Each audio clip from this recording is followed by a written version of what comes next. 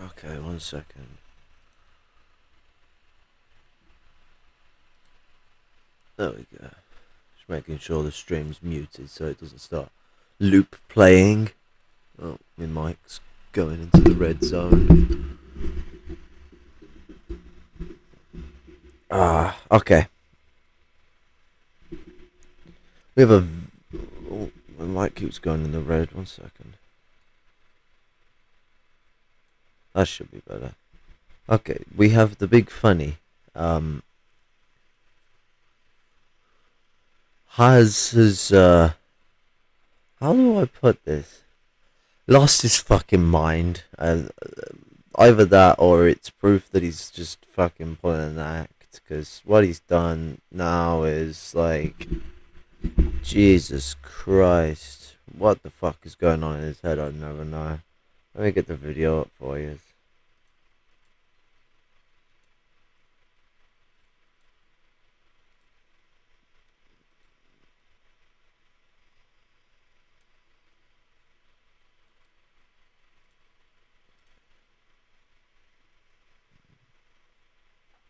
Did you, huh? You didn't Big titty shot to start up with.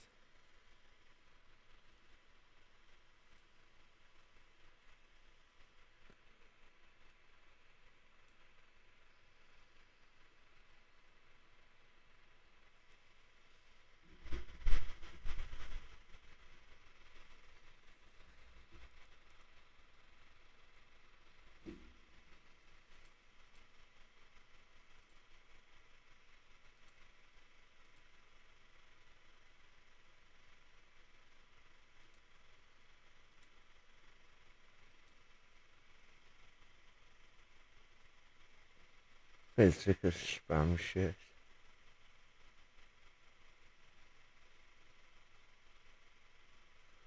Anyway, sorry.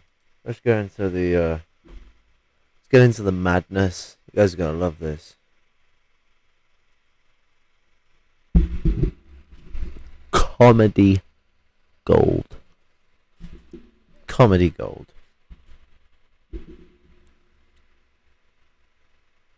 Oh man. Whew, this guy.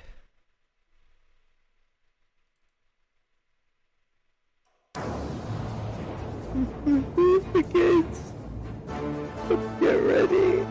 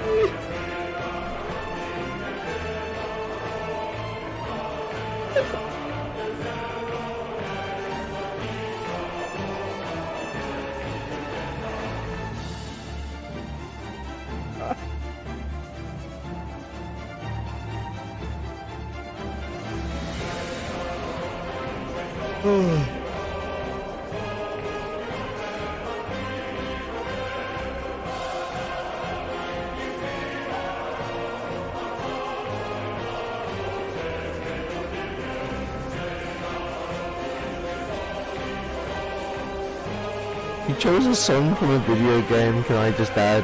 I know this song was still made by the Red Army Choir, but this was a song made for a video game. Out of all the songs he could choose, he didn't choose the Red Army as the strongest. He chose Red Alert music, the most anti-communist games ever made.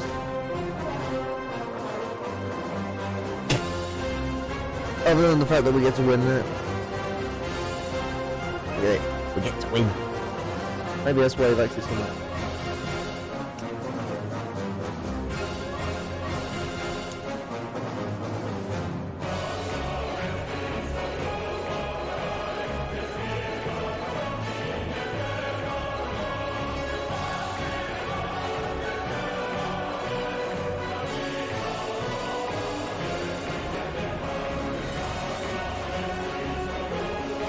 He didn't even bother to like stick the camera in a place where it has a long range view, or use a camera with a wide angled or fish-eyed lens.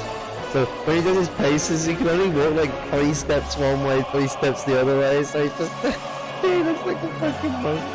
Looks like a mutt.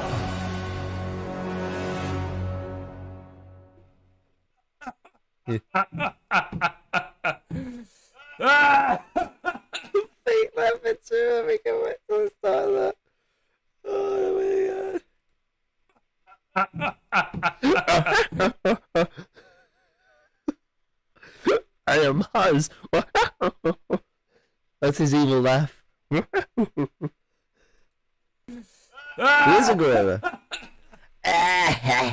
we can all do fake laughs. They truly believed that the war was over. They believe one war was over. Weakness. But two war not be over. Softness. This He war is literally the has fucking ended one for a single pigeon. moment. Two pigeon. I was born 3 pigeon. of smoldering fire.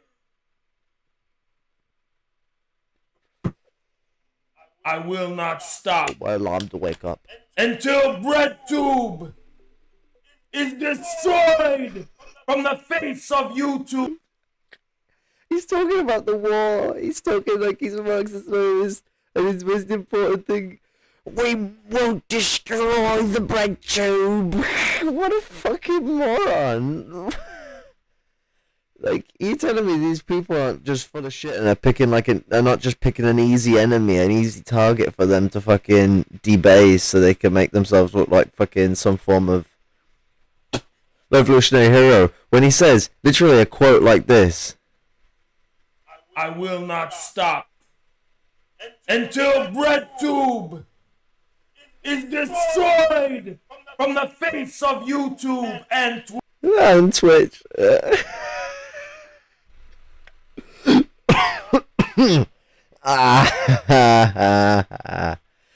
Someone has a bit of a fucking LARPing problem, which is funny because he accuses other people of LARPing. Which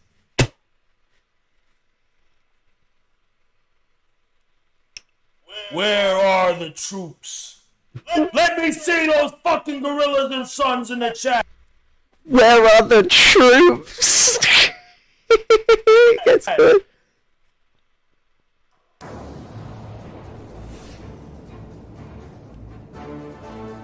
Oh, we've got the video game song again, because if you're going to display yourself as a strong Marxist, you're going to pick an anti-communist video game over the song that's called The Red Army is the Strongest. Like, he's not even good at doing reactionary stuff.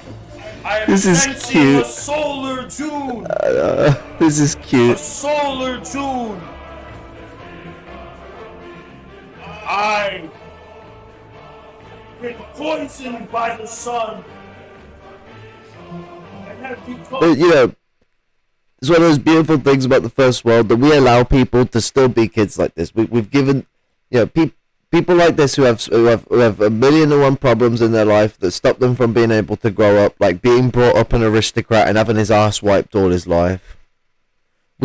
They get to be kids until the end of days. They get to dress up like Batman became a Jedi, and got fucking and mated with Conan the Barbarian. They had some test tube kids together. And then there we go, this fucking gimp. His conspiracy Anglo shit is same as Jewish conspiracy. I mean, but he follows Caleb's line as well. Anyway, and Caleb has a thing about, like, thinking Israel is the cause of the fucking, financial crisis. Like, what? and he specifically goes out of his way to declare Jewish names of people who no longer use those Jewish names, just to show you that they are agitatively Jewish. So they may just be using the Anglo thing to cover up their Jewish conspiracy, because when they talk about capitalism specifically, they always go on about bankers. And that's what you always got to be careful of, is people who are so obsessed with bankers rather than capitalists themselves. Bankers are only one faction of capitalists, and actually they have a more intricate function like that, because bankers are a system that helps pool capitalist funds and resources and power. There are individual capitalists separate that could exist without banks. Banks are just one sector of it all, but they're hyper-focused on that shit. But his Anglo conspiracy is what helps give cover for this shit, because at the end of the day, anyone thinks that they're pushing Jewish conspiracy, they can say, no, you see, it's actually the Anglos, and then they can turn around and talk their stupid shit where they're like, the Anglo-Saxons cooed the American Anglo-Saxon government. Very weird situation. The British cooed the American government and took it over and brought back capitalism. Like, talking of America as if it was some sort of socialist thing when it was literally a revolution to build capitalism. Morons. Well, actually, I don't think they're morons. I think that this is intelligently calculated. Not what he's doing here. This is fucking stupid. But I mean their ideas, because he's not the originator of these ideas. He's a follower. Most aristocrats are followers.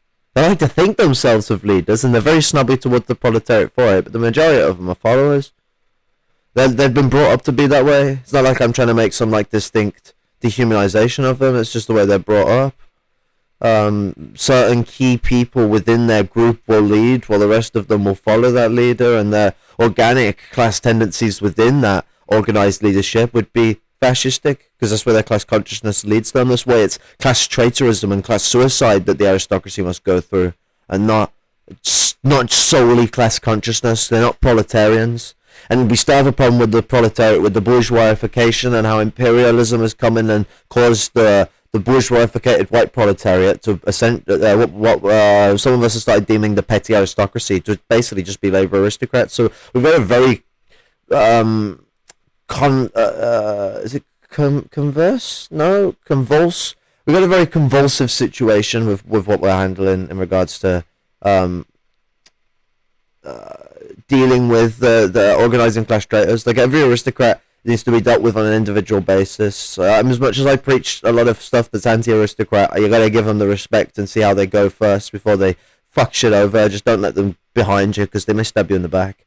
But, you know, treat every aristocrat individually on the sole basis that you've engaged with them. So if they connect themselves up with someone else, that's when you can start associating them. But you got to be careful with how you associate. I mean, people judge libertarians all as fascists instantly before they've even heard whether they're a libertarian or just a fascist calling himself a libertarian.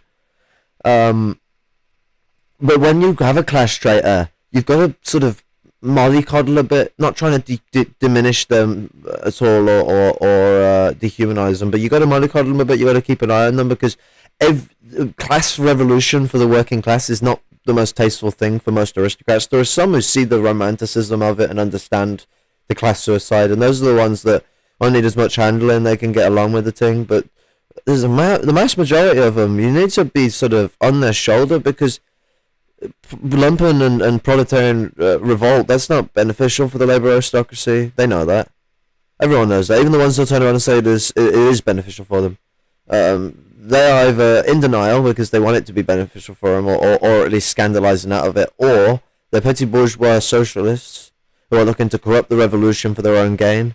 And petty bourgeois socialists is a very weird term, because that camp is full of not just people who are labour aristocrats trying to make labour aristocratic dictatorship, but it's also, you also got the fascists engage in this pool, and so do libertarians. It's a very awkward situation, and petty bourgeois anarchists, not lumpen anarchists. Lumpen anarchists absolutely my fucking based, but petty bourgeois anarchists engage in this sector too. The petty bourgeois socialists all want to do something regarding early capitalism and early feudalism and a merger to restart capitalism from the start.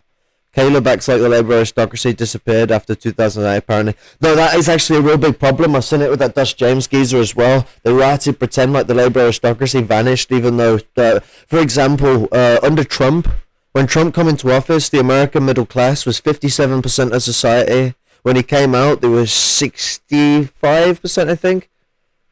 Some maybe a bit less than that, but they were around 60% when he came out of office.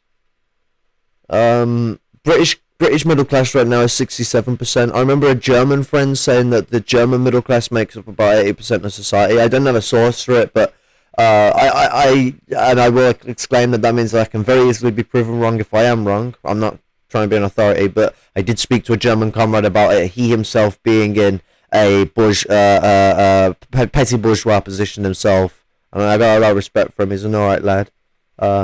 He's a very empathic individual. It's always the empathic ones that end up being class traitors. You always find them delving into MLM third worldism and all that fun stuff. It's interesting. But yeah, I mean, it's like, if the labour aristocracy has disappeared, why isn't half the population lumpen and a small population just workers and then the rest bourgeoisie? Because shouldn't that really be the case? Because is not the African worker lumpenized? Lumpen proletariat means disenfranchised working class. Lumpen aristocrat, disenfranchised aristocracy. I mean, there's another end to that. The lumpen aristocracy are still aristocrats. They still technically function as the labour aristocracy of the disenfranchised sector of society.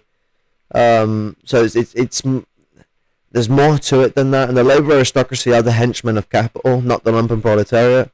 So they would not be diminished. But Engels slightly gets into this, but Lenin gets into this a bit more. And Gramsci gets into this more than all of them combined. The labour aristocracy is an important function for imperialism. They can't get rid of it. They need it. Actually, one of the funny things is that's where fascism typically comes from, and the labour aristocracy will coup the capitalist system when the capitalists are no longer functioning properly with support of sectors of the capitalists, and they'll take over it so that they can enforce society in this middle ground middle ground way where they manage to do hyper-capitalism under the guise of socialism and under the guise of revolutionary change, whilst attaching oneself to the past. Fascism always tries to entice itself as progressive. That's why neo-Nazis are not getting as much ground as people who don't call themselves fascists or Nazis. Fascists aren't stupid. There's a reason why they stopped calling themselves Prussian socialists into the fucking 20th century. Prussian socialists were no longer liked or welcome. They were abhorred as imperialists and monarchists, so they had to change the tune. Fascism as a term became completely abhorrent along with Nazism at the end of World War II, so they had to change the tune. So when people like Caleb, for example, or fucking Hazoid, the UltraViolet, and all those fuckers, they can deny it all they want and be like, oh, well, I disagree with this one, this one, this one. It doesn't matter, it's the tendencies. And actually, one of the 5 characteristics of a fascist is that they will blast other fascists whilst behaving like a fascist. They will use words, as you'll see in this video, like, I will stand on the skulls of my enemies and the strong will overcome the weak. They dog whistle to colonialism and genocide and revise history. We've seen them consistently revising history. Caleb as well. Caleb could try and dissociate from it and say it's just Haz. That is not true. Caleb has done it himself. Caleb has gone out of his way to ignore slavery, genocide, and land theft, and has gone out of his way to promote the 1862 Homestead Act. A direct infringement on native land, an aggressive infringement on native land. These people, I've already listed 3 of 5 of the key features of a fascist. You only need 3. One of the other ones, out of the 5, is devote patriotism and nationalism to an imperialist nation. They are devoutly patriotic and nationalistic to the U.S. empire. They have a ridiculous phalangistic take on China, where they absolutely suck the arsehole out of everything that they do. Joseph Goebbels criticized Italian fascism as bourgeois. Exactly. There was a point in time where, and it was Hitler who turned around and said, just screw it, we'll do it. Nazis were getting pissed that people were doing this, which is the Roman salute. They did not like the Roman salute being used at first, and the obviously the one up in the air. They did not like that. they accepted it in the end because it just became too popular and too colloquial, and Hitler just adopted it, and that's when Hitler started to ease up on the criticism of Mussolini. But it was key to the Nazi propaganda machine. It's interesting. It comes directly from Joseph Goebbels, the guy who came up with the Holodomor, that they must to make themselves distinct from the other forms of fascism. That's why. So when people see the works of Nazi people being horrified at what the Japanese were doing in China, that's not because they were doing something worse than what the Germans were doing, because they weren't. That's just because the Germans were making themselves distinct from other fascists, so that they could seem more humane. Because they saw the Chinese as Aryan as well. It was a complicated thing that went into that relationship. I can't remember what percentage of Aryan they give them, because they did that stupid thing where it's like Germany is 50% Aryan, Britain's 25% Aryan, the Nordic region is 100% Aryan. It's such fucking stupid shit. Nordism is no different to Nazism. That's a hashtag for you, so you fucking twatter fucktards. Nordism is equivalent to Nazism. The Dark Lord of YouTube. He's a Dark Lord of YouTube.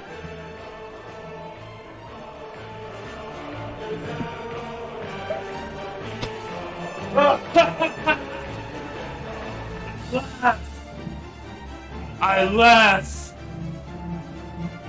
at the foolishness of our enemies for thinking for 1 second that we've changed or gotten soft, gotten weak.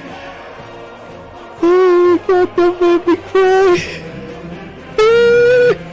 They told us an ML streamer could never get big. Blood it out!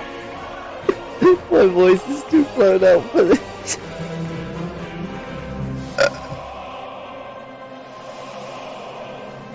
We're preparing the fleets and getting ready. He's preparing the troops! Get ready! He's preparing the troops! Redeployment.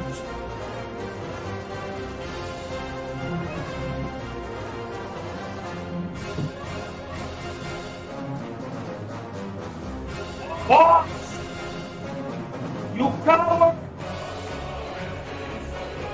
We will have a second debate! This guy is like, he's like the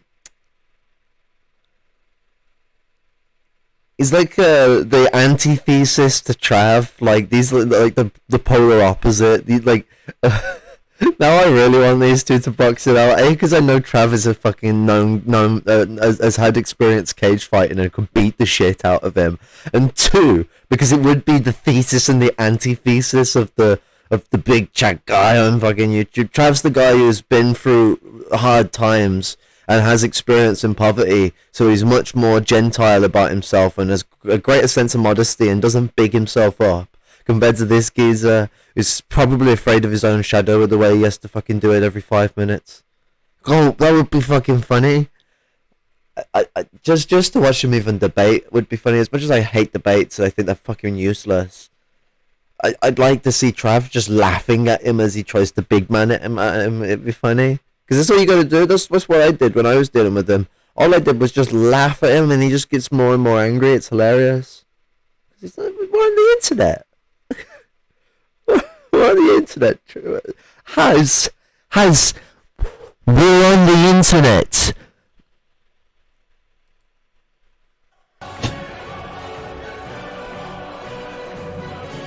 He has discarded the cape.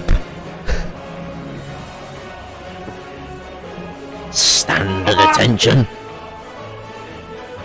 In the bane of Twitch.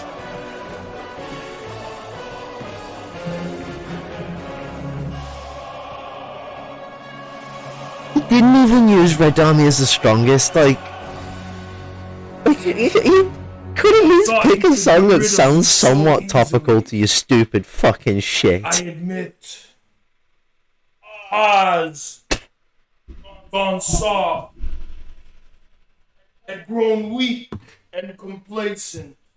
They've grown weak. We will bring infrared, the very top, but not before we pave our road in the skulls of our enemies. See what I mean? Fascist Douglas the 101. But not before we pave this road with the skulls of our enemies, precious. We must get the rings, my precious. Fucking Smeagol. $10 through Super Chat. Fucking. Infrared is coming I don't know. back Does anyone remember the very important quote of Engels that really envisions the very big intrinsic thing that comes to people when they come to revolutionary thought? No one wants to have to go through war. No one wants to have to go through bloody revolution. That's not something someone wants in their normal day-to-day life. It's not fucking the typical. So, why the fuck would you be so glorified? Why would you be so glorific of stepping on the skulls of their enemies? Like, fucking hell, this makes Gonzalo look like a fucking angel. Genuinely, this is pure evil shit. I have a massive hatred for my enemies. I don't want to fucking pave my road with their fucking skulls. So you fucking mad?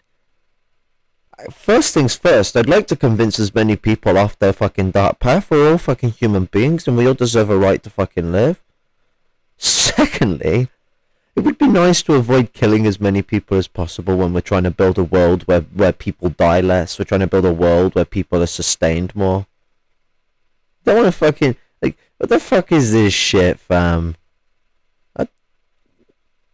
We're looking to build a better place for people. This is not welcome. This type of bullshit, fascistic rhetoric. But I am interrupting the funny. Let's continue the funny. I just had to really hammer that point in because it's an absolute fascist dog whistle. It's one of the 5 sort of inferences that come from these fuckers. The nationalistic tendencies. The dog whistling of strong over the weak, skulls of our enemies, we will crush them all, sort of like rhetoric, revisionism of history, slanderization of other fascists, and I can't remember the 5th one unless I've already said 5 and I'm having that number dyslexic moment. I'm so normal dyslexic, I can't remember the word for the number dyslexic. There's nothing normal about fucking...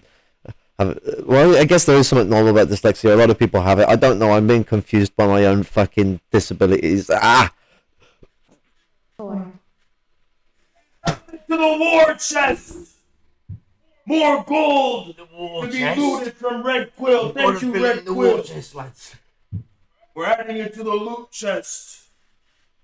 We're adding it to the war chest. The war chest. We have to fill it up because we've got a war. War? Against who? The bourgeoisie? Nah, mate, it's against BreadTube. It's against BreadTube. There's no room for weaklings, for cowards, You got for the war against BreadTube. for losers. Are you sad? I'm waiting for him to say Autobots roll out. Like, come on, man. he's playing... Chris Chan was more adult than this. You're sad, huh? But you're being cocked! And Chris Chan got manipulated by trolls and turned into a monster, and he's still more responsible and an adult than this geezer, and he can't even live on his own. Spent many days thinking. Fuck me, I'm severely disabled, and I still have a greater sense of respect and responsibility for the things I have to do. This geezer, fuck me, you dumped him with the responsibilities of being poor, he'd crumble. Even a He'd fraction crumble. of the He went homeless tomorrow, he'd be terrified. that my friends do. Terrified of what the people of the street will do to him.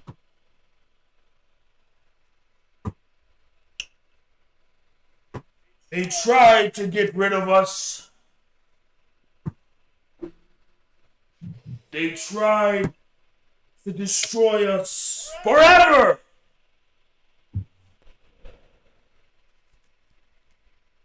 Truth is,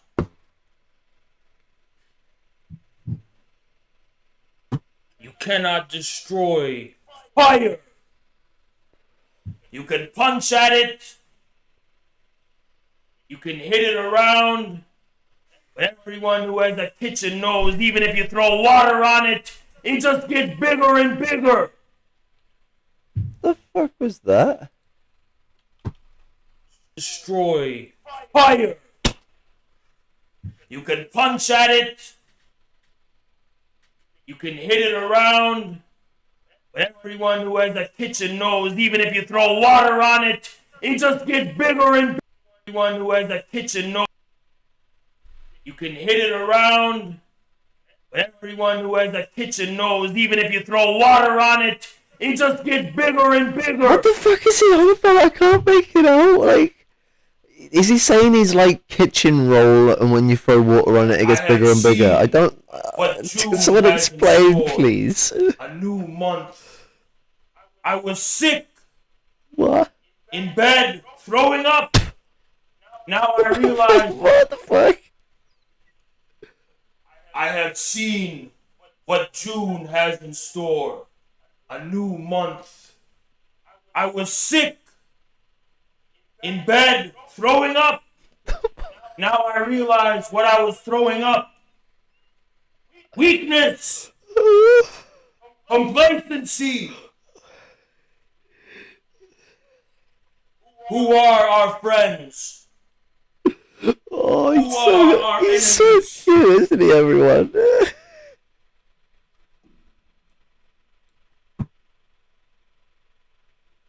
Everyone you think is your friend is a traitor.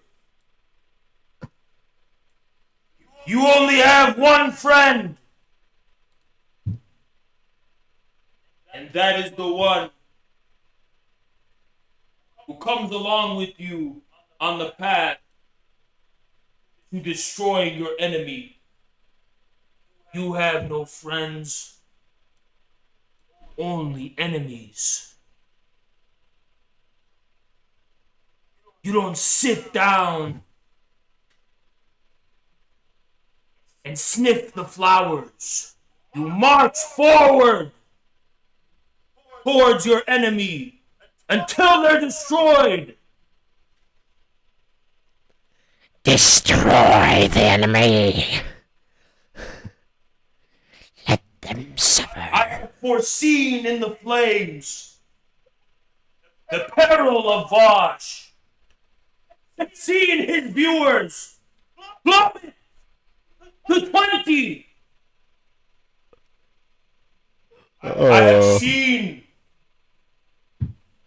the anguish. He has seen the future. He knows what is coming for the Marxists to march over the skulls of their enemies in arduous combat against BreadTube on the internet with the weapons of BTFOing, even though you're not beating the fuck out of anyone by saying words on the internet, but they will say they are BTFOing anyway. Filth, lies, slander. Is this his failed Hollywood audition to play in June? I am not human. It would surprise me. He's just releasing it now as like a fucking see if he get past it amongst other people with it. Purpose. I was born and bred for only one purpose. He's gonna say more than one thing now. Watch it. It's gonna be funny. I don't know if he does. I can't remember, but I presuming. am not a being of love. No, you're a being of rape. Water. I am made of fire. He's made of fire. Stay back. One purpose on Earth. It's to kill yourself. Destroy the enemies of communism. It seems like you're destroying communists. And you're sad.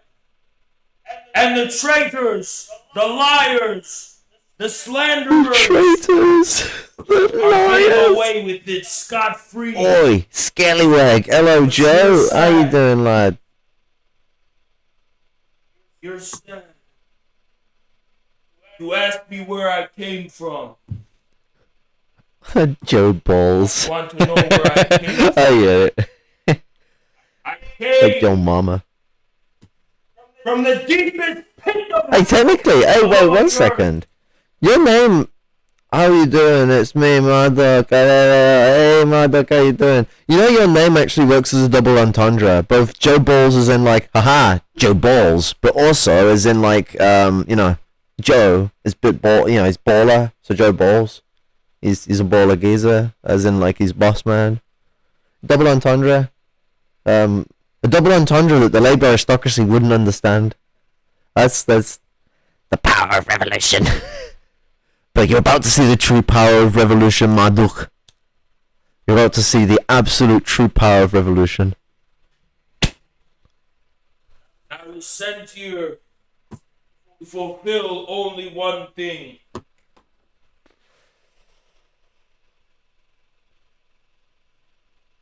Am I your parasocial friend? Am I your buddy? No! You don't know me? We don't know. You will never know me. I don't want to. But I'll tell you what I am. Above all else. I was gonna have the stream picture as the thing that you sent me before of the picture of him where the fucking the gorilla face is just phasing in, but like he's rotted, like he's owned the gorilla thing, like he's rotted, called it fucking. Oh, it doesn't want to let me highlight just gorilla. There we go. He's right to call it gorilla roll call.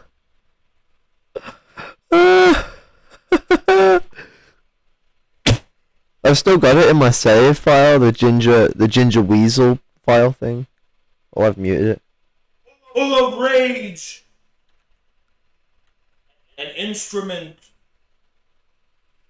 WMD! I am a weapon. An instrument. WMD! He's a WMD, brother. Full of rage, full of bitterness, and full. Yeah, that's the one. That's the one.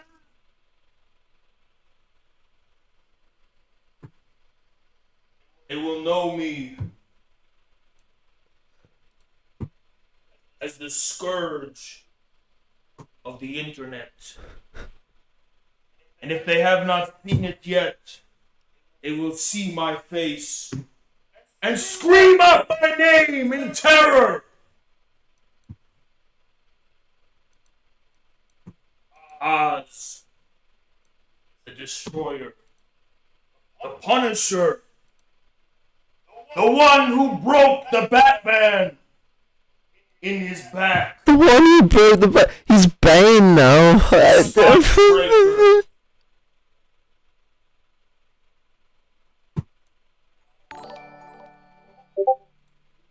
Anon donated $10. Yes, King Papa. That one's better. To the war chest. The gold coins to the war chest.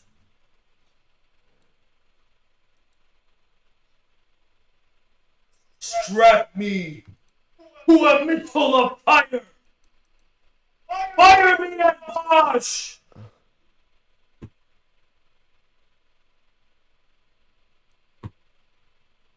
I have no softness in my heart. I look upon the lamb as a lion looks upon its prey. But you're supposed to respect the lamb. You're an Abrahamic fucking believer, you stupid twat. You see, this is why my Muslim friend calls this motherfucker a heathen. And to win once and for all.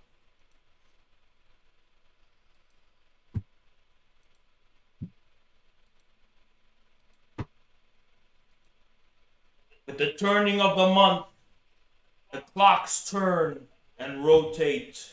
At the turning of the month. Is that when he gets his premonitions? The views rise. I don't remember you being a medicine man. The engagement I don't remember you being rises. a saint, and I certainly don't remember you being a prophet. I don't think you're having any visions, son. I think you've been smoking a bit too much of the funky stuff and need to calm the fuck down. Infrared It's time to Always stop. say, Where are your parents? It's time to stop. I have seen the defeat of our enemies. I have seen them cower and run. And it is only a matter of time. I will show no mercy to our enemies. I will show no mercy to those I debate. And so be it. One day we may take it to boxing. Yes, boxing. I woke up today filled with rage and anger because I realized that while I was chasing butterflies, there's madness in the distance to be consumed.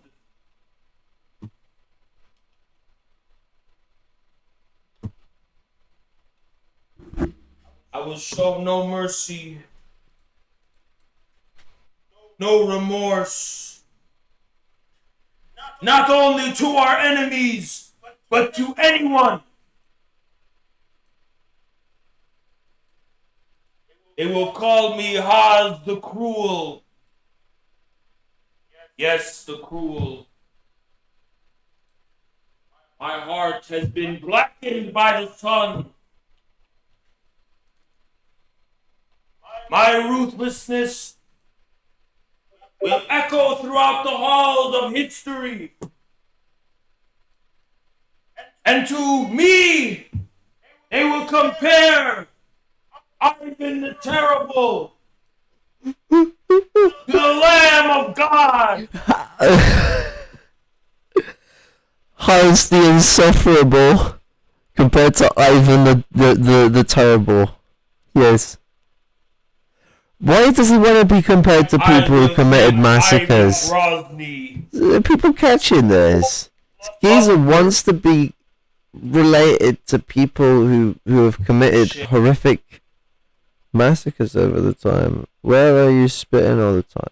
In a bag. Got a bad throat problem, so I have I hang a carrier bag off the side of my desk. Convenience. It's not the best practice to do, but it saves me getting up and down all the time because of my disability. Has the deplorable, has the schmool. Bring me my enemies! Bring me Pogan! Bring me Vosh! Bring me Thought Slime! Wait, how is Thought Slime and Vosh in the same sentence to each other? Those two are fucking diametrically opposed. Mashallah. They're diametrically opposed. Thought Slime is nowhere near as bad as Vosh, not even close. He's got bad ideas, sure. He's a bit aristocratic. But the guy's delightful. Like, I got no beef with Thought Slime. Solidarity with Thought Slime, fuck it. I got no beef with Thought Slime. Fuck you, Haz. Fuck you, and fuck your stupid shit.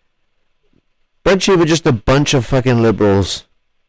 And I wouldn't even call Bad Empanada or Thought Slime or people like that a part of BreadTube. They're just content creators. People have got some fucking stifle up their ass. What do you think when they criticize people like Caleb? They say, in the institution of BreadTube that doesn't exist, because they're taking the piss out of the fact that BreadTube is treated like this unity when it was just a Reddit page, you fucking morons. Everyone acted like some new movement come out of nowhere. It's just a Reddit page and a bunch of YouTubers rose up out of it. And now streamers too. Fuck me. All Haz is doing is fucking counter BreadTube, but he's no different. He's just being more fascistic about it. When we redeploy back to Twitch, Redeploy back I to will Twitch. be on the Wait, what?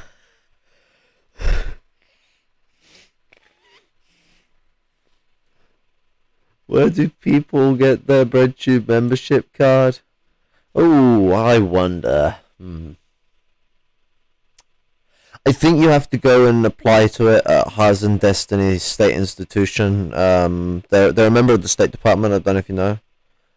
So what you do is you ring up your local Democratic MP, or whatever the fuck you special people in the land of the free call it. And what's it? You ring them up and you ask them about how you get involved in the BreadTube secret State Department plot that everyone's aware of, because it's not that secret, because someone like Haz managed to find out. And they'll direct you straight to your local BreadTube institution, your local BreadTube office, and you get your membership card. If you struggle with mobility, they can send it in the post, but they are very ableist. You've got to prove it first with documentation. They're very funky about that. But you can get your BreadTube card. Don't worry about it. those debate panels. Yes, I will be on the hippy dippy debate panels. And I will climb my way. Rootski donated $10. No one who cared I was until I defeated. I like it out. He has to stop for the money. We will add it to the war chest. Then his response to the money, rather than continuing what he was interrupted in saying, is, "We will add it to the war chest." Alright, fucking Roger fucking Rabbit. Fucking, there we go. Fucking building up his war chest. Fucking... he calls it a loot chest at one point. I don't know if we've already gone past it or whether it's about to happen, but he calls it a loot chest. Did he just finish playing a game of Fortnite before he made this speech? Add the gold coins to the war chest.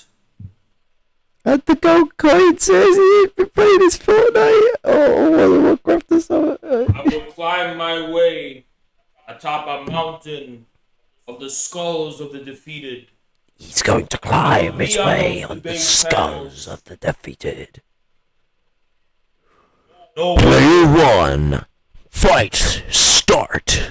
No one will care for me, Falcon Punch. but I will do That's what he's doing. He wants the Super Smash Bros. Revolution.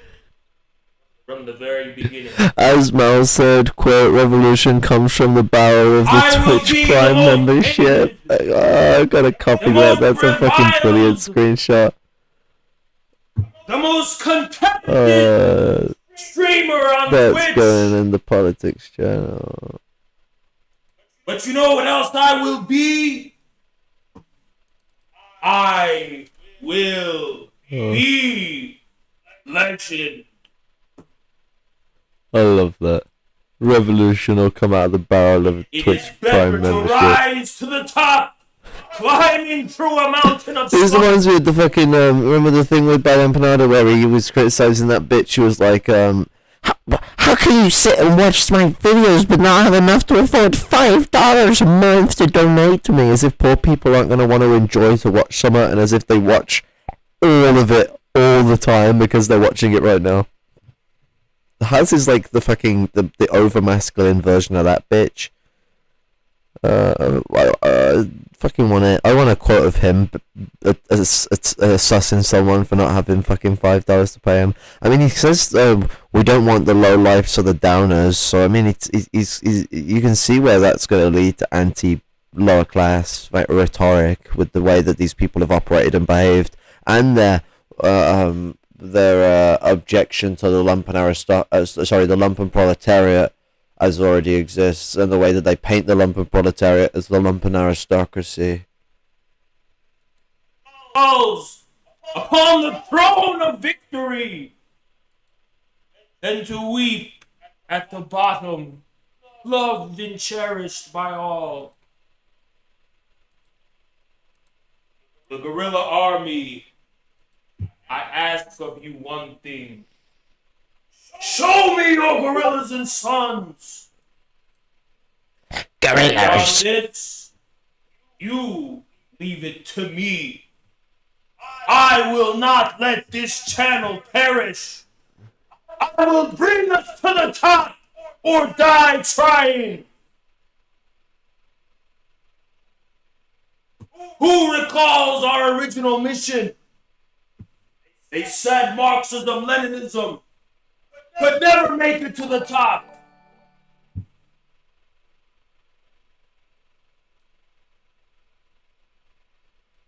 Tribute for the war chest. Put the gold coins at the war chest. Our gold will bring us spears and swords and siege machinery. David donated $5. Trust the plan, son gorilla, son gorilla, son gorilla, son gorilla, son gorilla, son gorilla, son gorilla, son gorilla, son gorilla. Do we remember the original mission?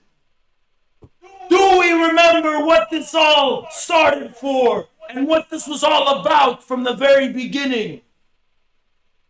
Because I do. I made a vow. I made a promise. I will be your sword, your weapon, your missile. I think it's safe to presume that he has lost his fucking mind. They will all know my name. PewDiePie will know my name. XQC will know my name. Ninja will know my name. Hatan will know my name.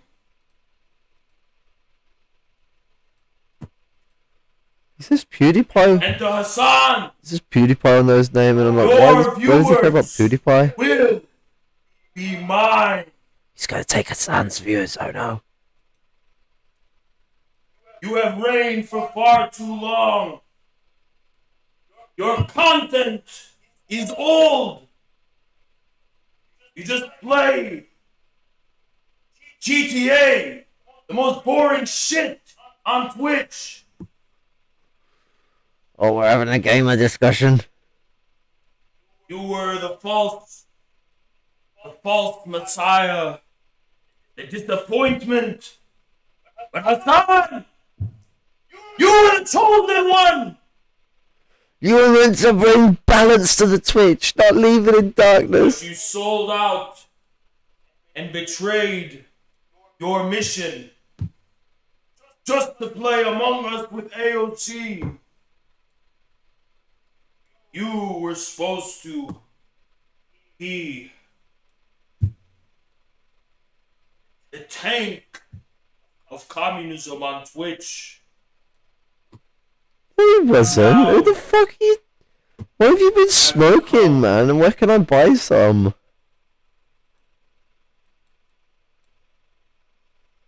Moldy bread! It's a weird thing to shout. Sometimes my breath can be a bit bad though, so it's a fair point. He's not lying. We will forge an alliance with Trainwreck's 8 gang.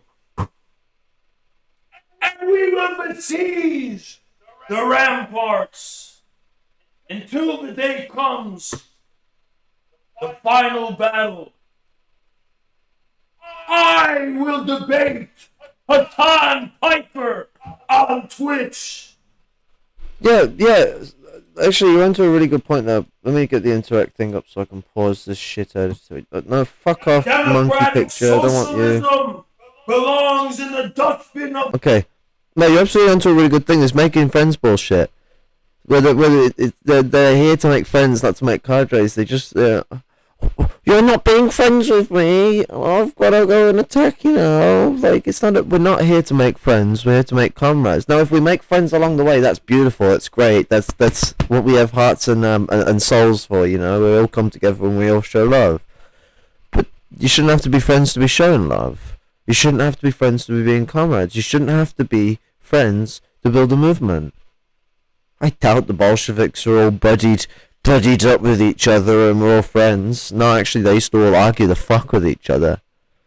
It's pathetic. These people are stuck in a childish worldview. History. The future belongs to Marxism-Leninism in the age of multipolarity and the post-COVID world.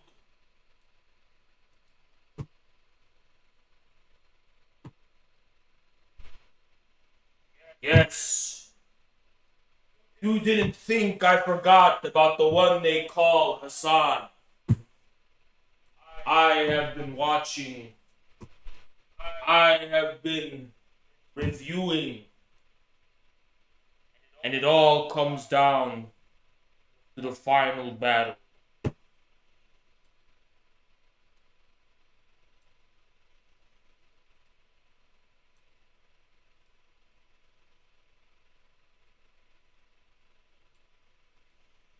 No more TSA. No more CIA.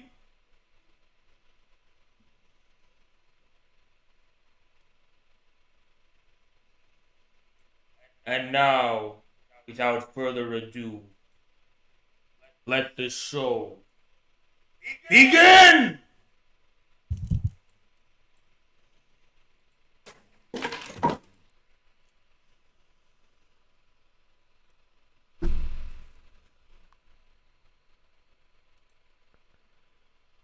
Where did he go? Is that the end of the cosplay? Yeah, it is, because I was told it's 30 minutes long. So what's gonna happen next? Ooh, I'm nervous with excitement.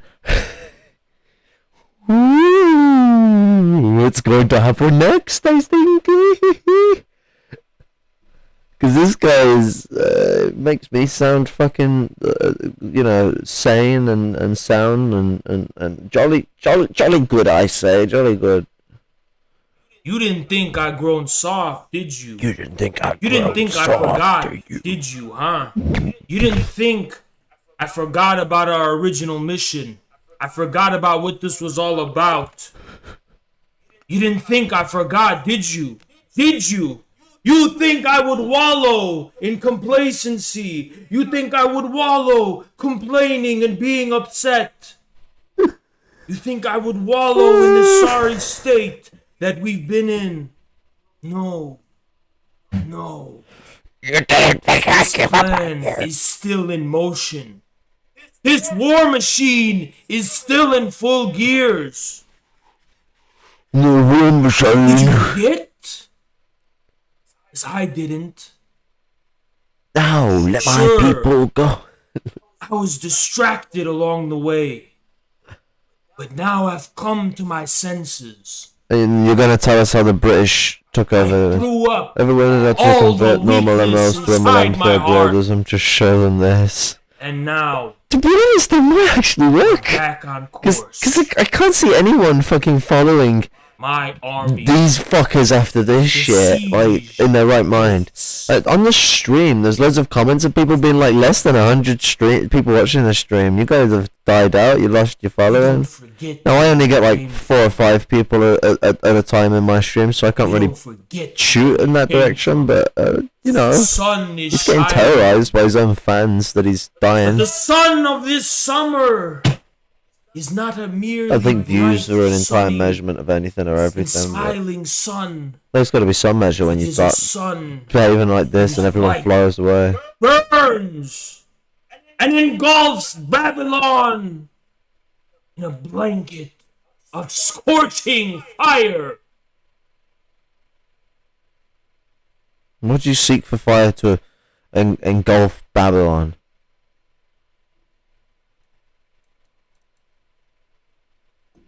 How am I doing? Am I feeling good? It's not the word you use to describe it. Am I feeling powerful? Yes.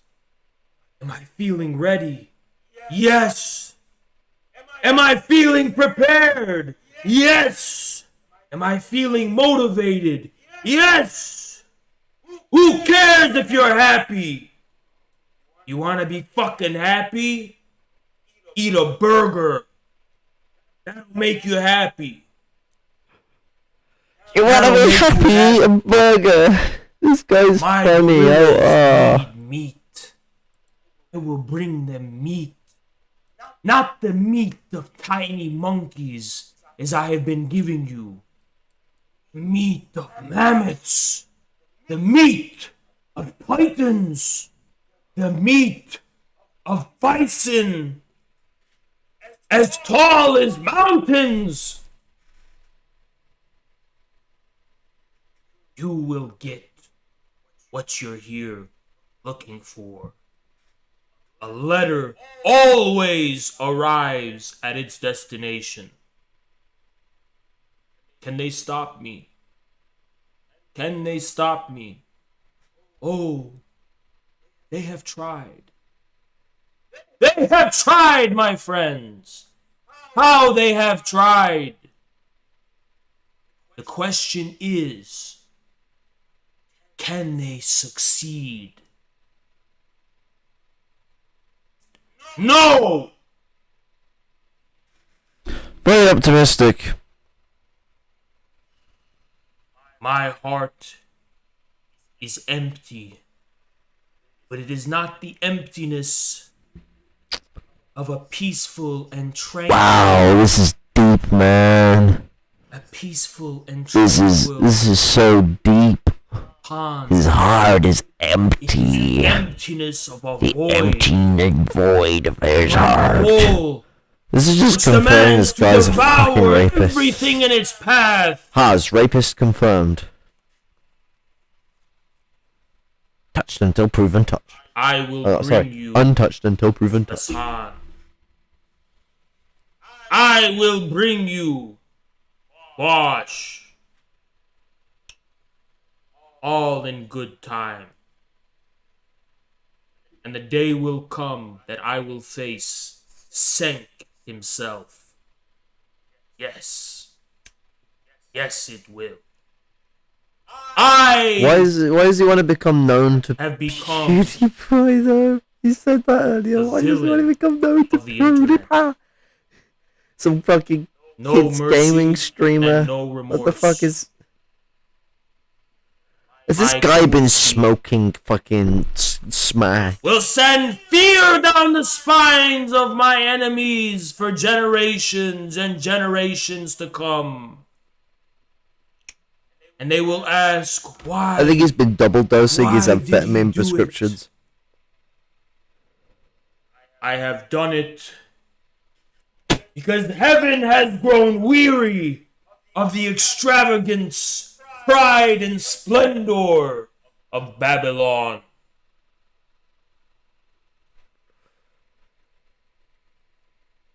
And if you did not hear and lose the favor of fate, fate would not have sent a man as terrible as me upon you.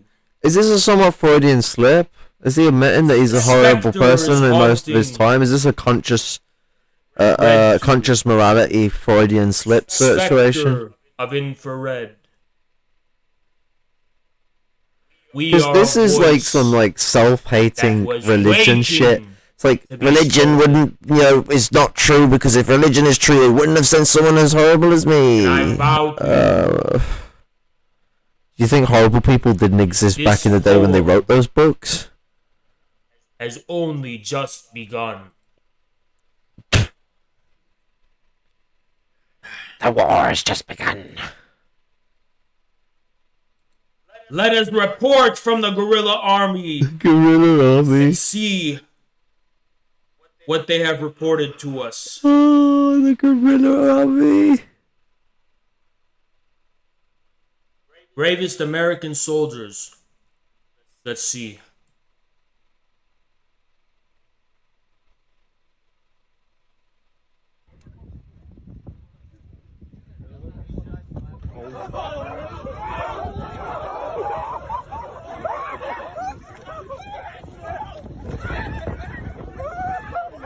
I will ride that camel. I will ride a skeletal camel. It wasn't a camel, was it? It was a fucking llama. Twice as big as that.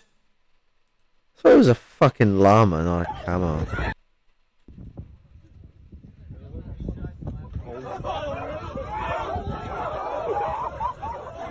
It might have been a camel, actually. I can't tell. I can't see whether it's got a hump or not. He probably has better eyes than me. We'll go with it being a camel.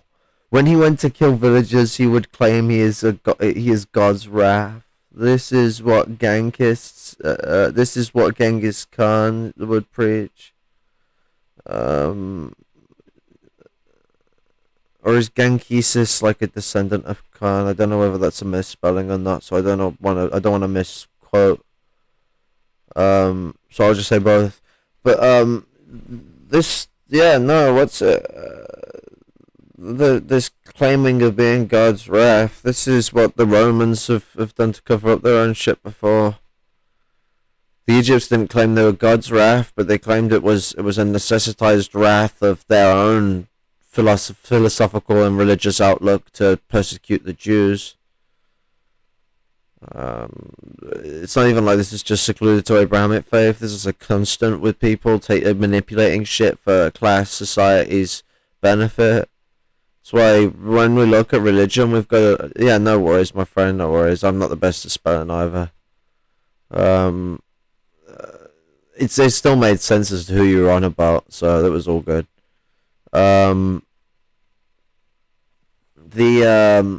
Genghis Khan was a motherfucker.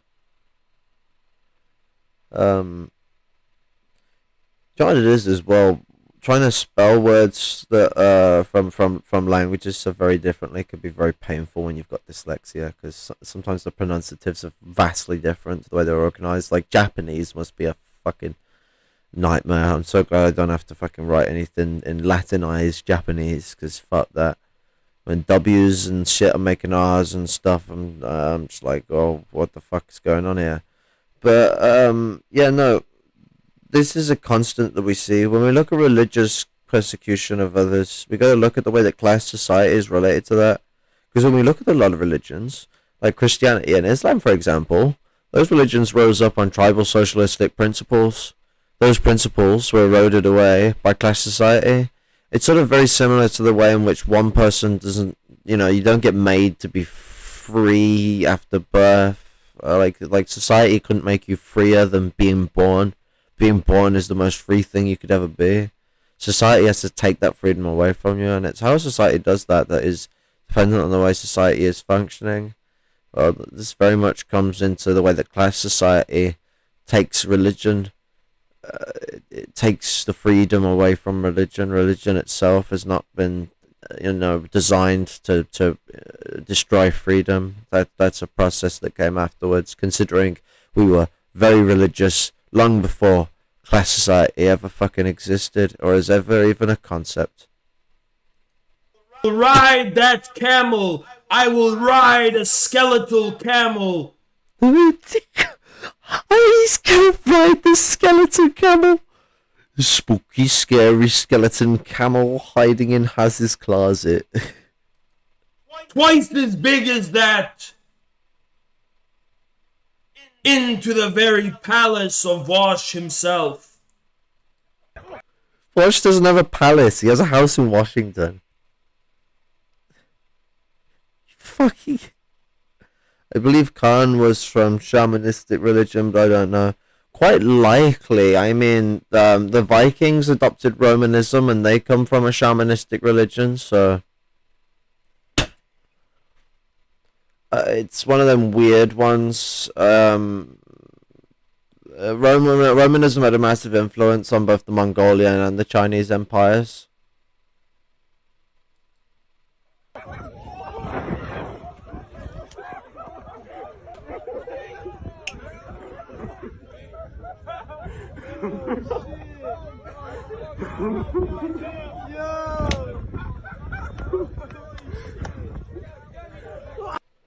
That will be my steed. Will be his steed. Camels aren't actually great for being steeds. They're great for carrying like for hauling equipment that they're not very comfortable for riding on. Very. They happen to have a big ass hump on their back Beware the that may fake left. be intrusional on your capacity to be comfortable. Beware. They will beware me. I need not beware The only reason people are gonna beware of you, Haz, is because we're trying to fucking protect people from you because you're a rapey geezer. You're one of those types of people that no one would in their right mind in a public space, but you're alone, leave you with their dog. Because even in a public space, you might try and molest them, rape them. You act like such a fucking incel. Like no one's afraid of you because you're a big tough guy. Which you're a big tough guy. I'll give you that. You're a big tough guy. I mean, well, you're big. We don't know if you're actually tough about it.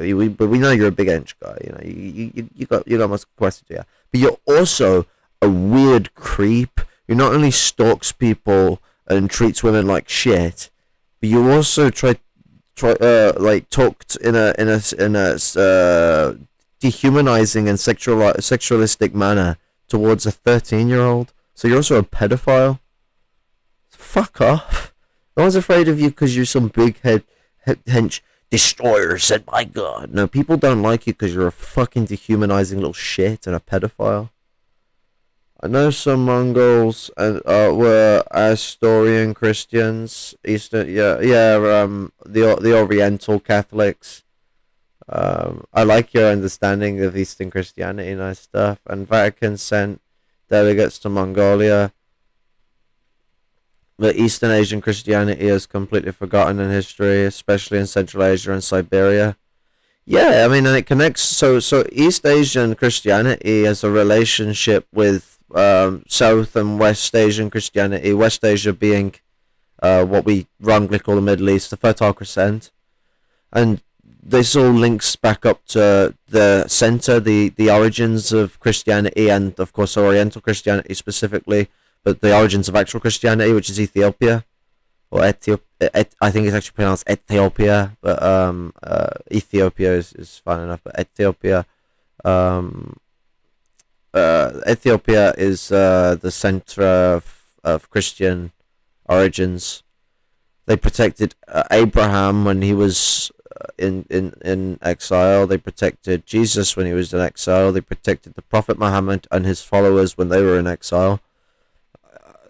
I do believe the Jewish people actually come from Ethiopia. The false accusations Haz made towards Jason, I really do believe is his own projection of his own sick issues. He does behave like a Calvinist. And do you know what's the funny fact that will go in with your analysis? Caleb is a Calvinist Christian. Calvinists are where fucking televangelists and all those fuckers come from. It's proper bourgeois Christianity, and doesn't hide it either. And it's an American form of Christianity too, so you know it's going to be bourgeois. It is me whom they must beware.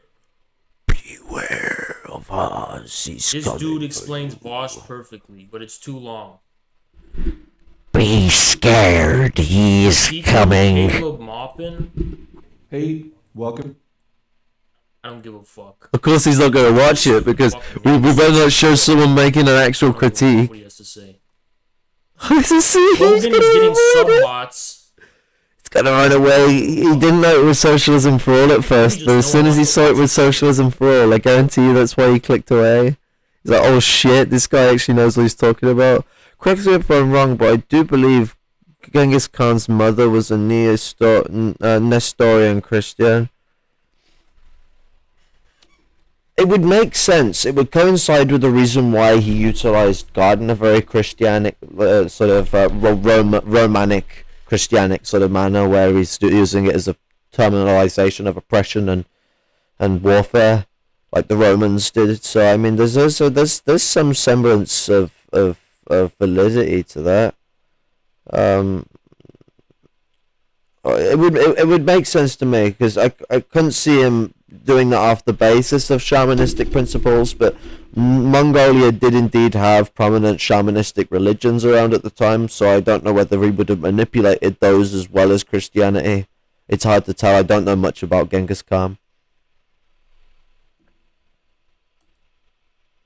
Ever thought of that? Yeah. I saw this shit, and we're gonna review this. Big grins from Hassan. Big grins from Hassan. We're really past the funny part of this stream. It's basically just pointless fodder. But I passed out while I was talking with a really great Puerto Rican comrade who held the stage for ages while I was dead. I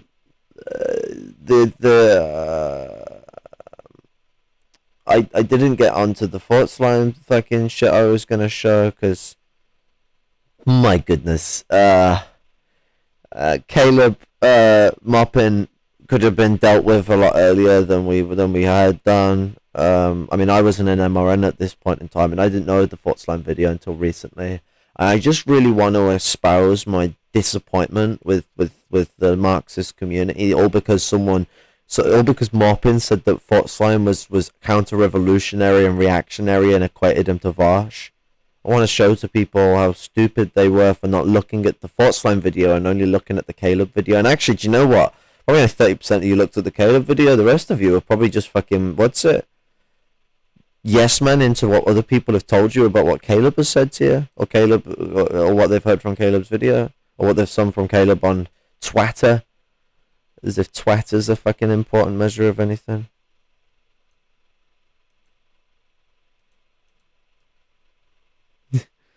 Introducing the masked content creator. See, it's funny shit. And I want to get that be queued. How do I interact? Cue that. Oh no. You were expecting? Foolish mortal. Well, let me go back. Lord Oculon. I have to do this the old-fashioned way.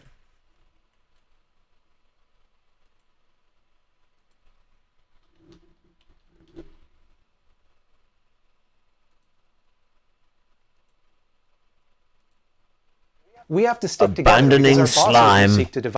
Hello, it's me, Thought Soap, the clean boy, who likes Slime is things. counter-revolution. I make The a lot of working class videos. hates slime. 52 a year to be precise. That's not including videos on Scaredy Cats or the newly formed Mega Slime Entertainment Zone. Not counting streams or Mega bonus Slime videos or whatever. If I met Entertainment my full Zone. obligation of videos this forthcoming year, I would produce 469 nice videos where I'm always talking and shooting off my big mouth. You can imagine that sometimes this makes some people wonderfully, impotently angry at me. I made a video like 3 years ago about ANCAPs, and to this day, I get new response videos that incoherently try to dispute it without addressing any of the points I made.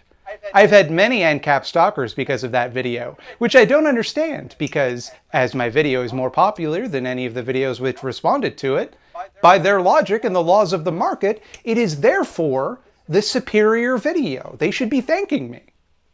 Typically, I don't respond to these responses because that's pointless, come on. I say the things I think and I'm happy to give others the last word. I'm not gonna get sucked into some back and forth with some weirdo online.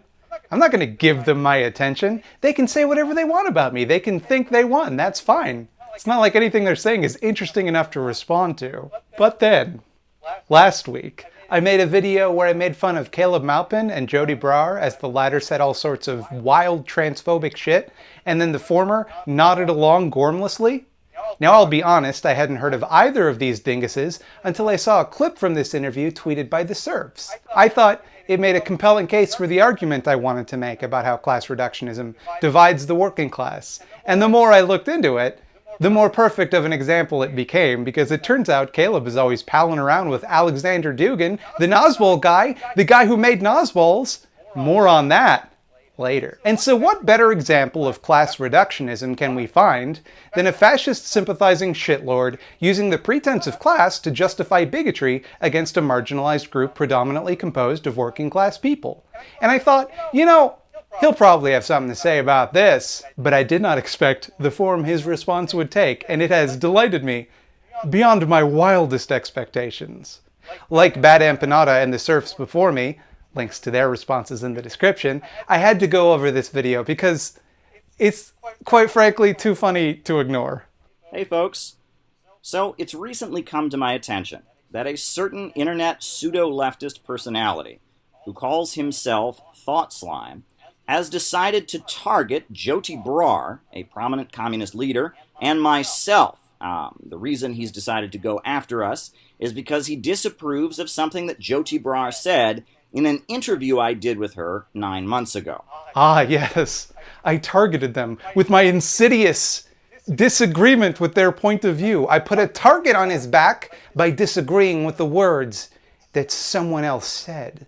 Now, this is not the first time that someone has tried to paint me as a bigot who advocates further oppression of the transgender community. However, I've always given a pretty clear answer when directly asked about the issue. Take a listen to what happened when Vosh tried to gotcha me and paint me as a transphobe in our recent debate about tankies and their role in the left. How do you feel about transgender people, if I might ask?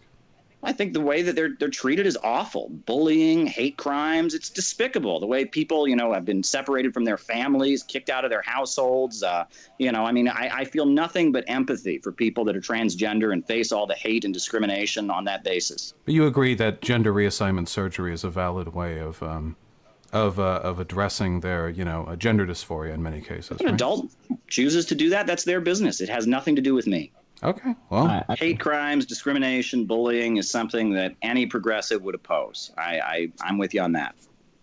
Yeah.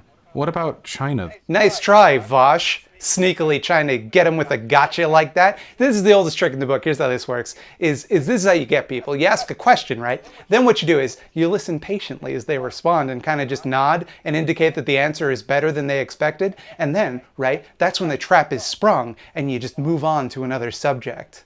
You gotta wake up pretty early in the morning to trick Caleb with that kind of good faith discussion.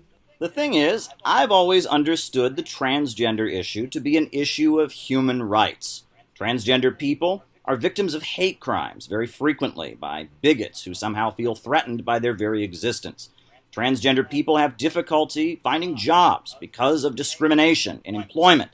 Transgender people often face being kicked out of their households because their families reject them and don't accept them. Not only have I always taken this position, but I've been quite active around it.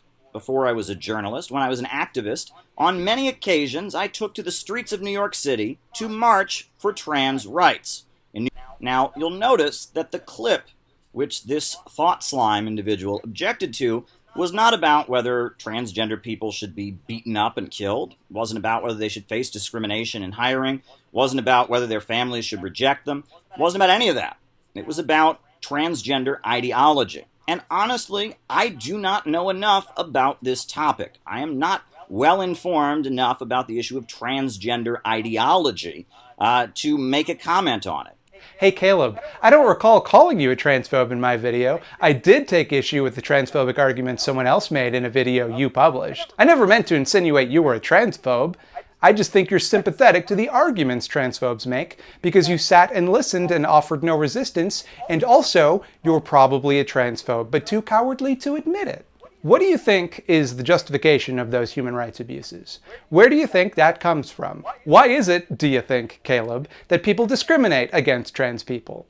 Since by your own admission, you're not educated on the subject, let me explain it to you. It comes from the unscientific insistence that people are somehow not the gender they identify with. Our view is, and it's not about people, we're not against a trans person. It's the ideology that's being pushed on people that says, you are what you think you are. This is the root cause of the human rights abuses you care so deeply about. Trans people are excluded from gendered bathrooms on this basis. The Trump administration is keeping them out of homeless shelters on this basis, despite the fact that the trans community is disproportionately homeless because people kick them out of their homes on this basis. Trans panic murders are committed on this basis. And some of the murderers are acquitted on this basis. So here's the thing. I've committed to the slime.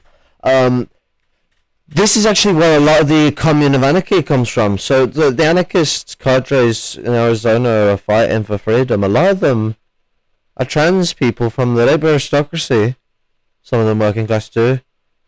Some of them lumpen proletariat from the start. But either way, they were thrown out of their homes because their parents wouldn't accept them for who they were. And that ended up putting them in a position where they needed the support of the commune of anarchy.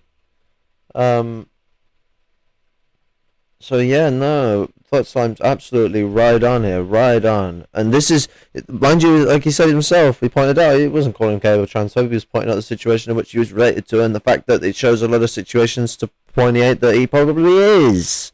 Probably is. He can happily prove that he's not. But you should really be focusing on the fact that even regardless of whether he is or he isn't, he platformed anti-trans ideas. But now we're seeing him defend the ideas of Jyoti Bra. Defend it. Oh, no, she was only criticising the trans ideology.